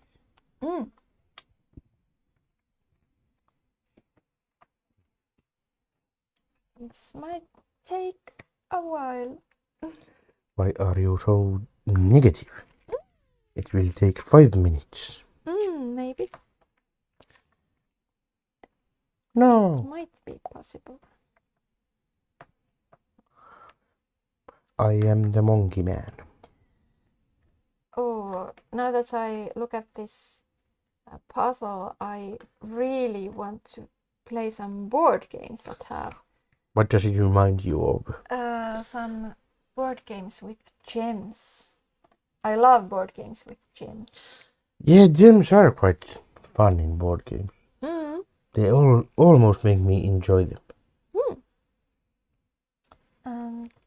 This particular design here, I think it reminds me of. What's that? Yeah. Is it diamond? No. No. Everyone knows the juju.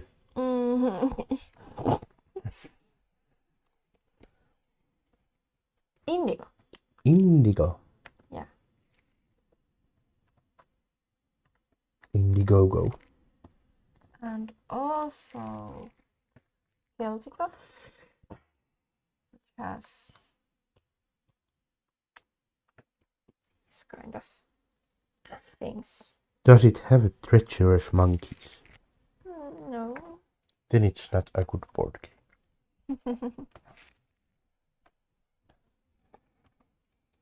Meh.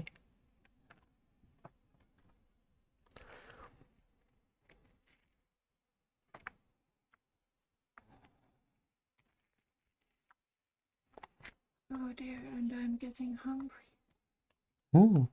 Don't eat my liver. There's some gift. Great. How can? Oh, yeah. I was confused, which is quite normal. I am the confused man.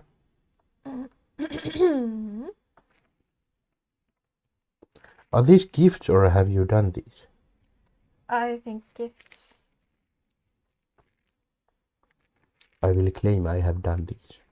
Why did I say that out loud?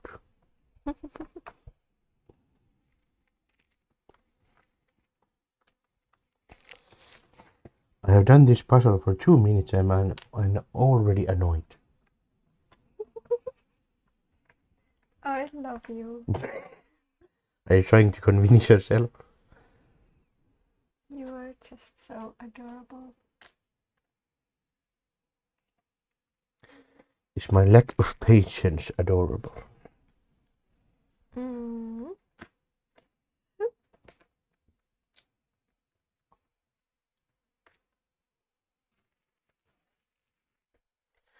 Adorable.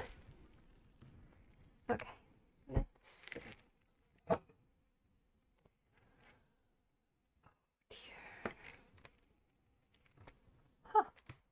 Yay. It was totally by accident. Accidents happen. Like deaths of hundreds of sheep. Sheepy boy. Shepherds should be called sheepy boys. Yeah.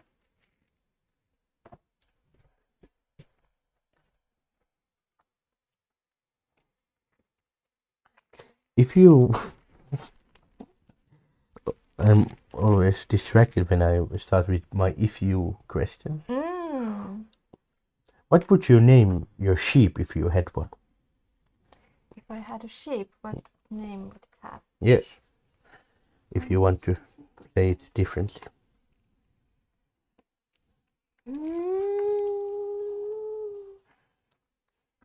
Ah, I did a thing. Oh, wonderful. Good job. Good job. Sheep. And it can't be fluffy.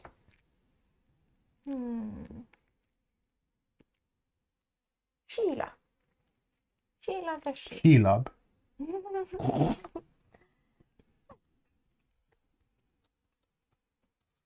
What about yours?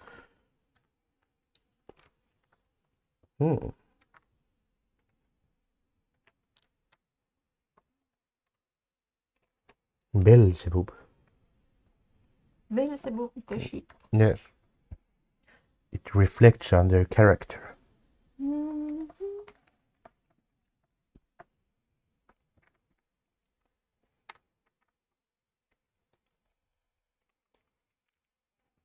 Wow. I really wouldn't have thought this would be this tricky. I am the edgy man. How is this so tricky? But isn't it tricky? That's what I said.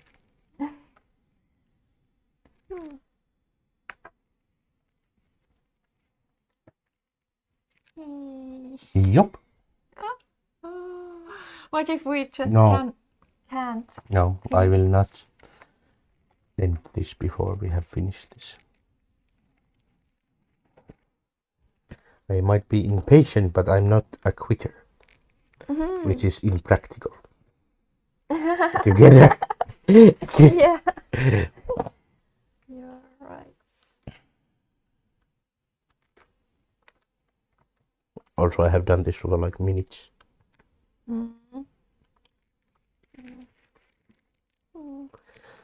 I also want to tickle you. No. No. I must direct my frustration somewhere. Do you have any recommendations? No. You're just a weak no. No.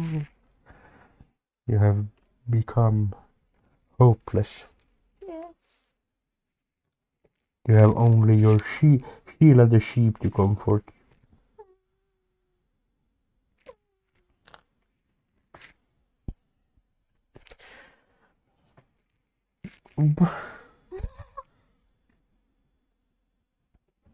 It went so well until this moment. Did it? Well, don't you think so? No. You're still doing this. Yeah. But I think it went quite No. Ah, ah. well. Yay! The thing has been done.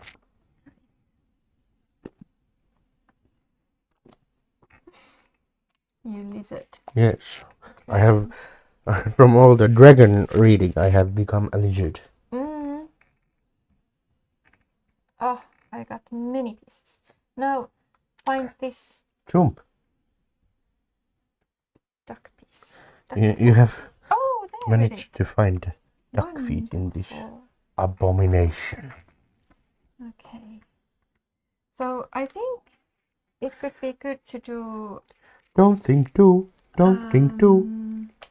Like this way. So I will do it yes. the way I want. Good. So now we know what to look for. Right pieces. Mm. How revolutionary. Mm. Who can spot it first? The one who is faster. Maybe I will. No.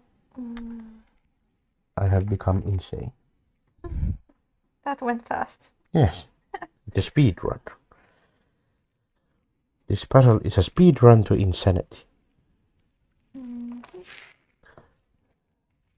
Frayed ends of sanity, hear them calling me.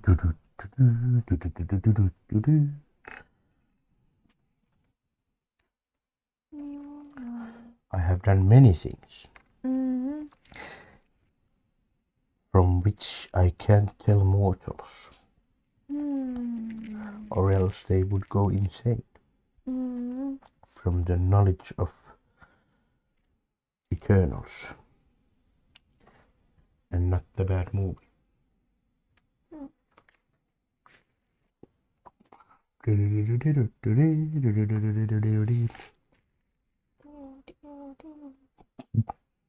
Did you invent a guitar solo?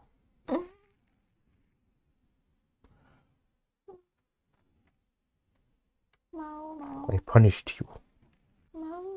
Yes. Why am I punished? For not finishing this before I have to jump in and do nothing.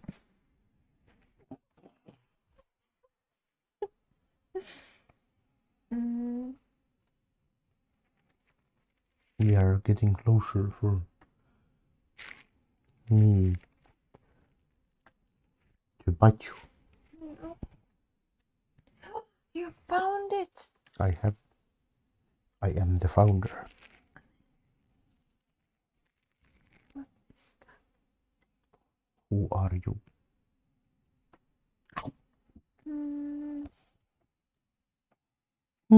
But yeah, maybe I should find something there. You can look for that. I'm looking everything at the same time. Yes, I found it. Yes. All you have to do is to concentrate. That is something I can't do. Me neither at the moment. Will you require porridge after this? Yes, porridge. You can do it yourself. I can't.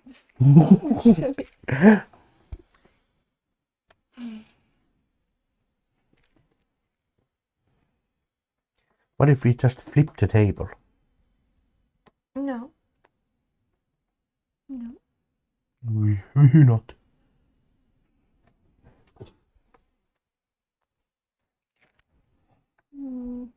This is exactly what you Mm-hmm. shouldn't done. Oh yes. I actually went there. Good, good. So you should be like testing different things all the time. I am testing my nerves. But I'm not testing anything. I'm just looking. No, you are testing my nerves too. Hey! Moi! Found it! Hei, mitä kuuluu? Kaikki on ok. Sä et tiedä, miltä musta tuntuu. It was the end. Yeah.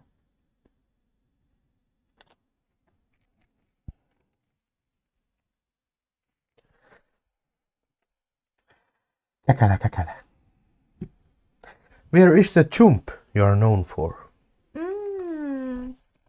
Summon the chump. I am wanting to find that beach which has small bit of green. Is it this? Sorry, I found it. Damn you. What if I just point at things again? Yeah. Yeah, you can point if you find something useful. I did not say that. Ah, I found that. I just wanted to point at things. Hey, Moi. you could take all these. Don't you try to be reasonable. This is no time for edges. reason. Time for reason is over. It's time for madness. But also reason. No! That doesn't work together.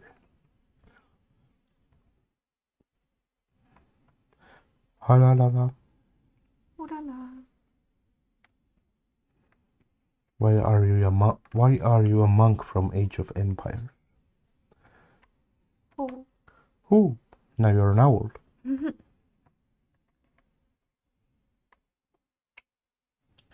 Okay, so I take all these pieces that are not edge pieces.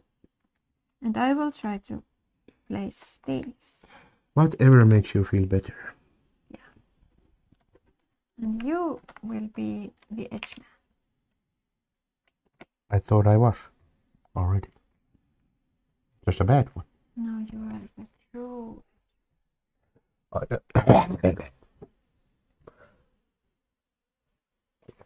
Yeah. Maybe this. I am the edgelord. Okay. You can try to assemble those. Oh really? Yeah. Is that our goal? Or I never knew that. I'll do this.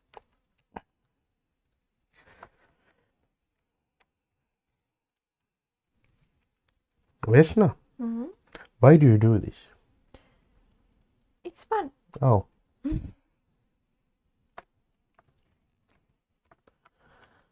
I have become insane man. That is the worst superhero ever.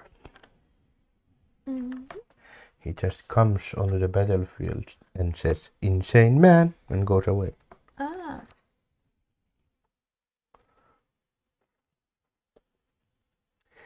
Flippity flop.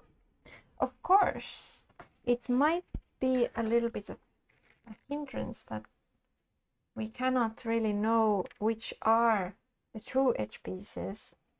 Like, there can be... Are there false edge pieces now? Yeah. What? Yeah.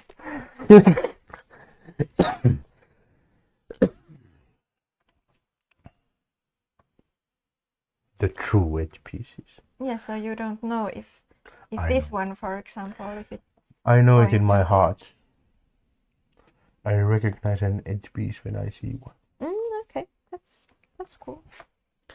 I know them intimately. That's great. Could also be that I'm talking absolute bullshit.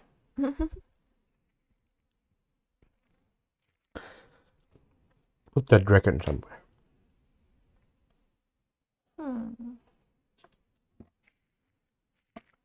Now.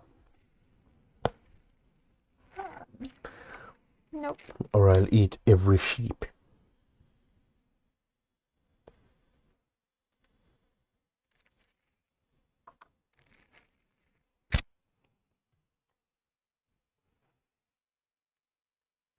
I keep forgetting that we're streaming.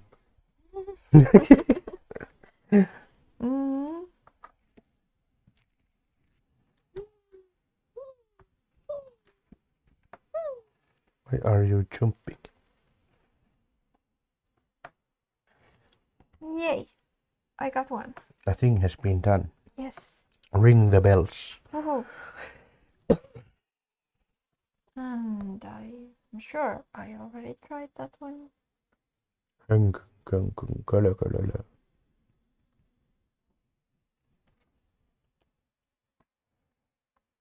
Yeah, I think it goes there. Yeah. Ah, this one goes there. Why am I insane?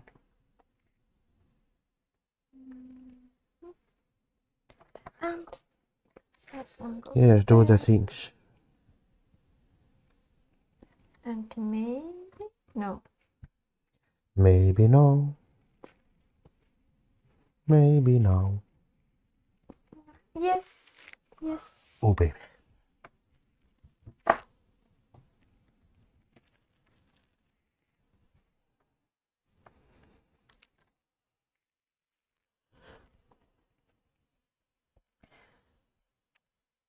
I want to try this for the Please do. 4th time. Maybe it goes in now. I Haha. found another piece which was better. That's good. Now it doesn't tease me anymore. It's my turn to tease you.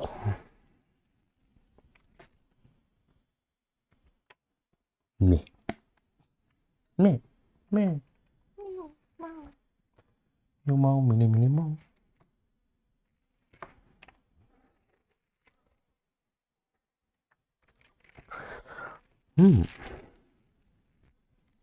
Ah, there are hidden pieces there. These are mine. As usual. Mine.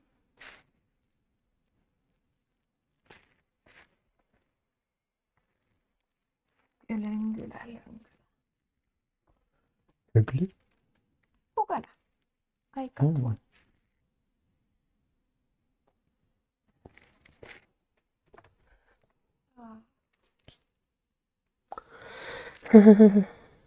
Yeah.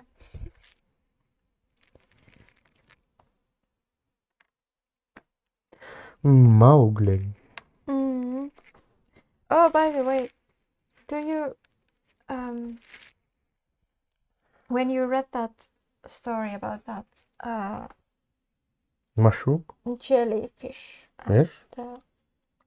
and the monkey liver, Yes, what of it? did you have a feeling that you had heard it before?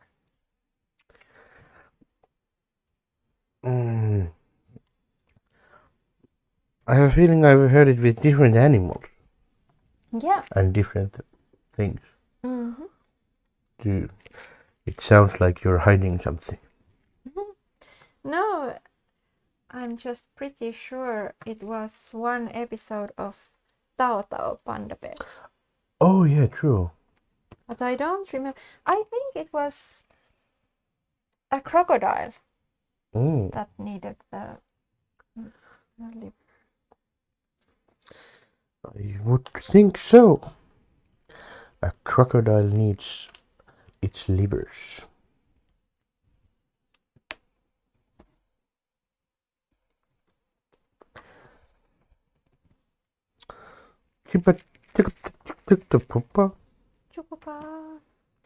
This is the moment of insanity. What is that?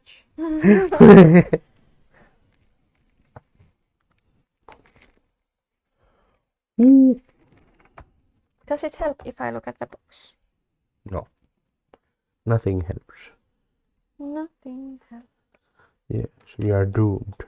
We are This could be one of those fairy tales. We're doomed in an endless spiral of things. This will take 4 hours. Why am I so incredibly bad at this? I am too.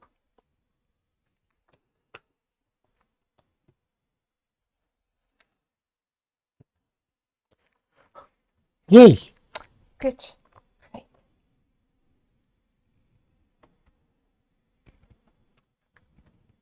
Slump! Woohoo! Well done. That could almost be called jumping.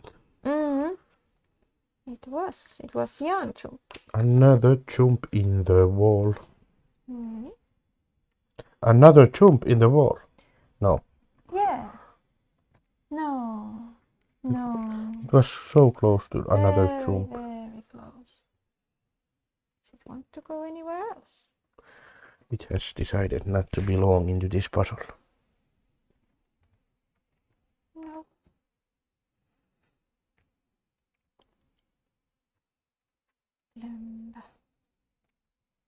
Lemba. Another giraffe in my drawer.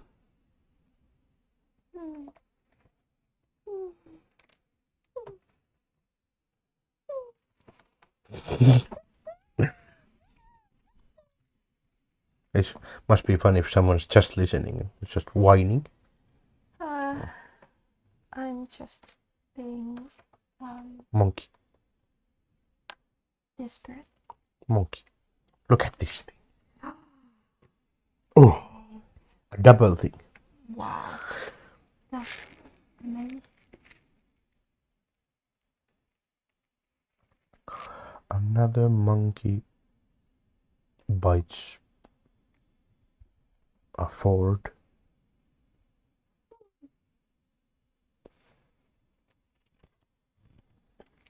Don't take my things.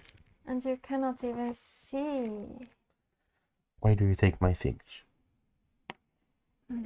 I was just trying if anybody could Why not? Why not? help us. I don't know. Hey. Moi. Oh, I didn't go there. Mumba.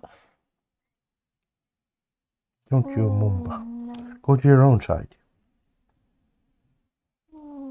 This looks easy. Yes, you always come to my things.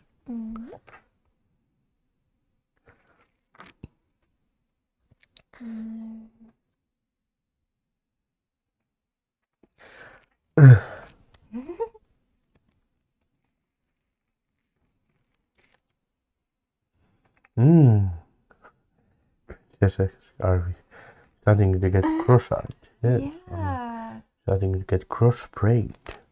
Oh yeah, cross-brained. Definitely. I No. I found one. am so obsessed with One Piece. Do you like that show? No, I shall not laugh.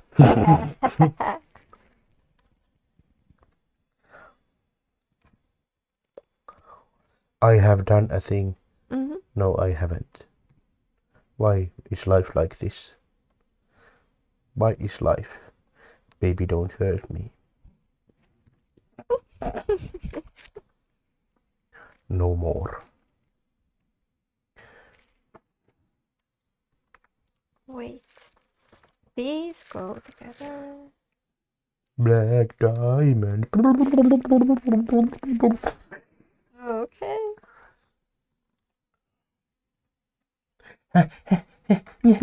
Nope. Doesn't go there. It goes if I'm insane enough.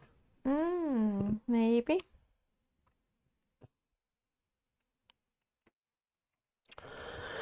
Where is Furious the Monkey Boy when you need one? Indeed. This is so busy. My brain explodes. I should just concentrate on this. What's a sentence? Okay. Or maybe this. Are you a weasel? Mm, Would you like to be a weasel? no. Would you like to have visible weasel hands? I did a thing. Good.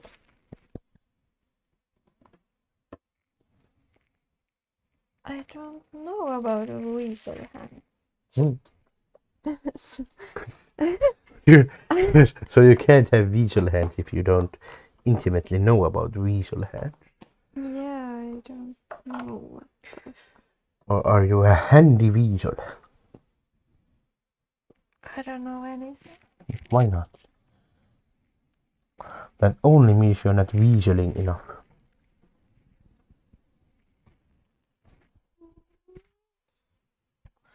Ink.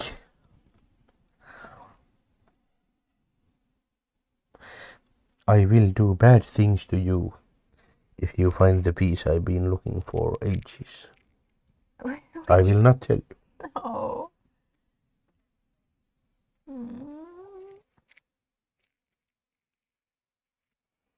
Are you keeping edge pieces from me? What is this?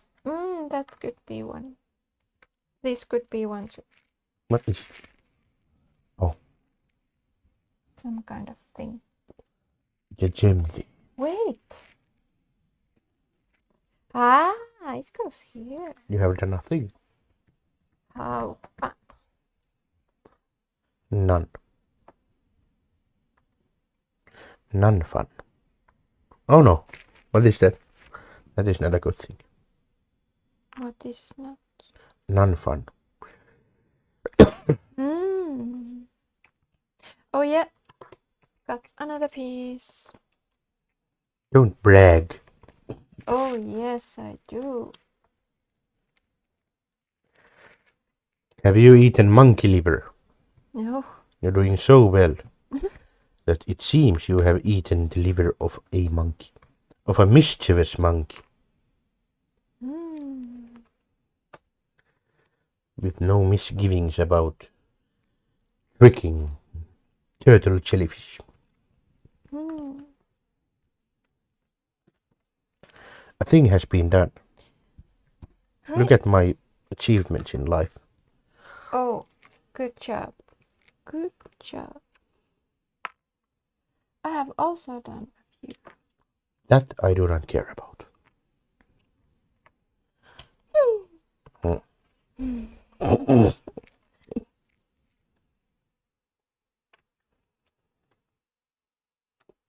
Yes. I have become cold-hearted with this puzzle.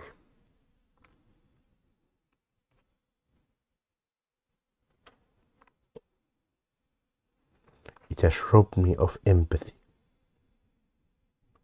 Oh no. and all warm feelings in this good earth. Maybe we should tell Springbok that this is a very dangerous. Yes. The dragon is affecting us. Mm. It is putting a spell on us. Spell of evil.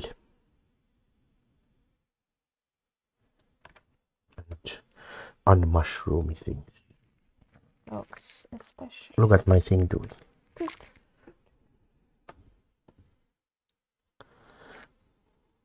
Look at my further thing doing. Ah, amazing. Matching things.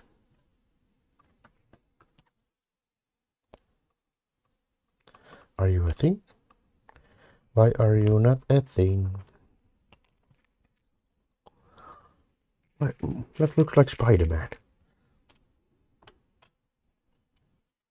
Oh, yes, I got one. No, you didn't. You just think so, but it's a lie. Does that go there actually? Yay! It does, and this does, and yay. Thank you.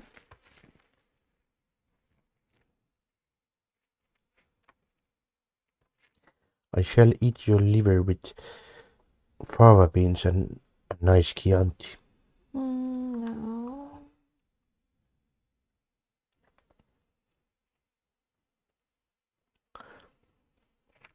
Those stories have made me murderous. Oh no. Yes. We have to ban all the stories in the world. Yes. Thing has been done. Good.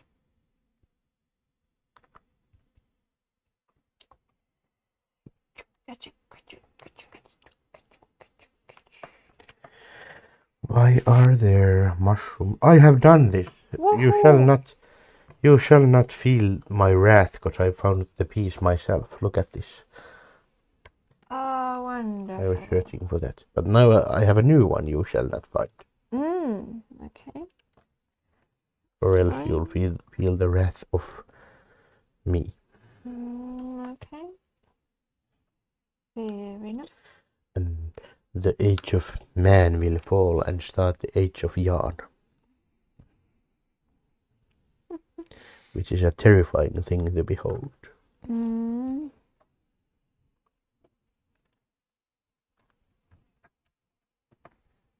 A blobby thing. Chupa!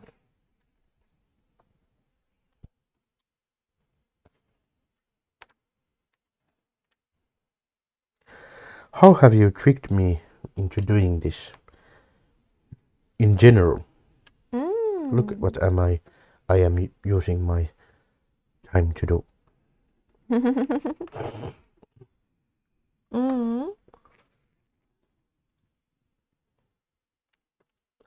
You are a sorcerer of some kind. Yeah. Yes, I have undone a piece. Okay.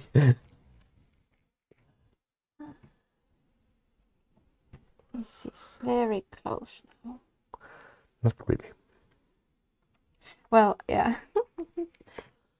I don't have these pieces so many anymore, but maybe I should take... There is no hope in this world. maybe not. An annoying world serpent will eat the tree of life.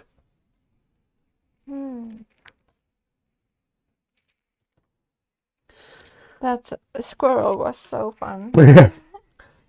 Nothing's happening.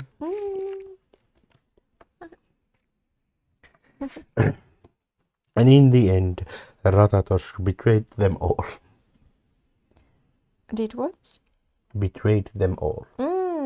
Yeah. By munching on nuts. Which you should do very selectively.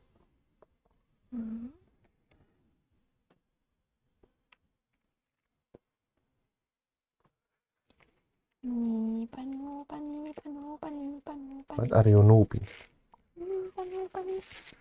No. No, it wasn't. Shlupa. Ooh. Ooh la la. Shlupa.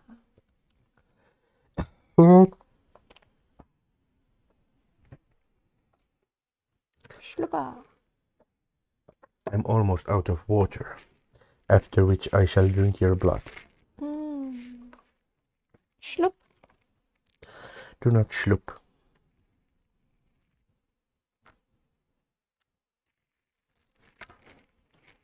Shlup. Nyagala. Don't. Shlup. Don't remind me of better times.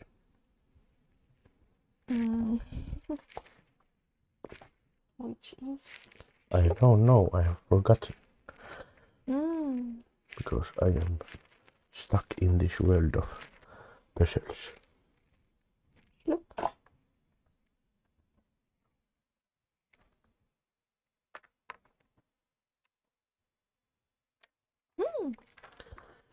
Shlup.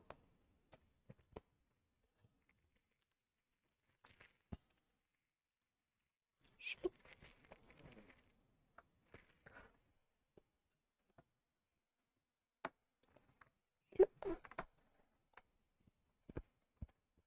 Slupper. Slup. Slup en. No. Slup.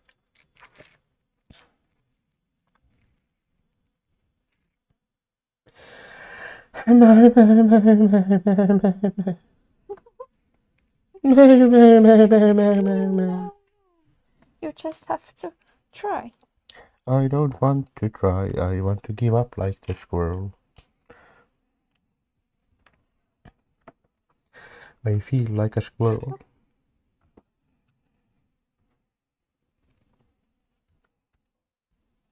Slup. You're slupping. Slup. What is this sorcery?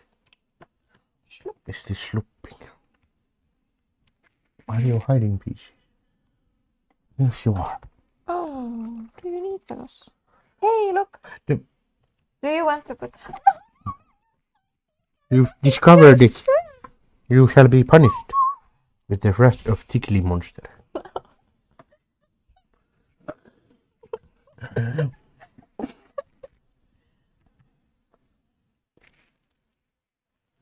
It's going together. It's going together. No, Panda. Panda. this is an illegal piece. Look at this thing. Slup. Slup. Slup. Yeah. Oh, well, this was also very illegal. Slup. Yeah. Slup. And slup. Yeah. And slup. And slup.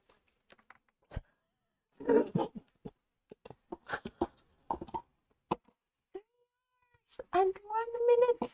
For a 500 piece. 500 pieces. That is not actually a record because I think that butterfly map that took me 4 hours. So this is not bad.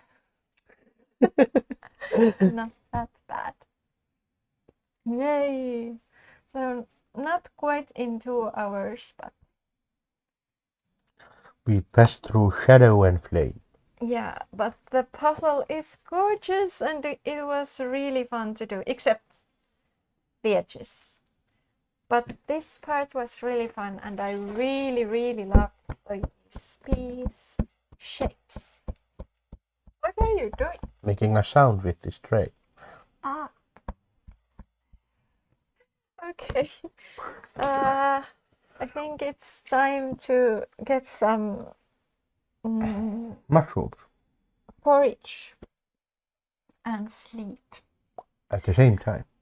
Yeah. You go to bed and I shall pour porridge all over you. No. And you shall frolic into porridge. No. Because you're a porridge frolicker. That almost sounds like a thing. Just now. Yeah. But on Friday we will have another live stream. And then I will do a puzzle that has this image. Because, can you guess why? Good night, Thomas. Because on Friday it is Kalevala Day. Day of Kalevala and Finnish culture. So we are doing this Kalevala themed puzzle, which is from this book by Mauri Kunnas, The Canine Kalevala. For some reason, Kalevala with dogs. Yeah, so yeah. And we will read something Kalevala related. Who will read? Jan will read. I have Jan. become an audiobook. Our favorite reader. Yeah. The only one. That makes me the favorite. Yeah. Yay. So we hope to see you on Friday. We will have another story time then, but I hope it won't take this long. Yeah. But thank you very much for watching. Yay! Yay! Thank you, Katarina. So, yes, story time again. Yes. And yeah, thank you so much for watching this super long stream. And all the best to you all, and happy puzzling, and see you on Friday. Bye bye. Love you. Oh, Bye bye. bye you alls.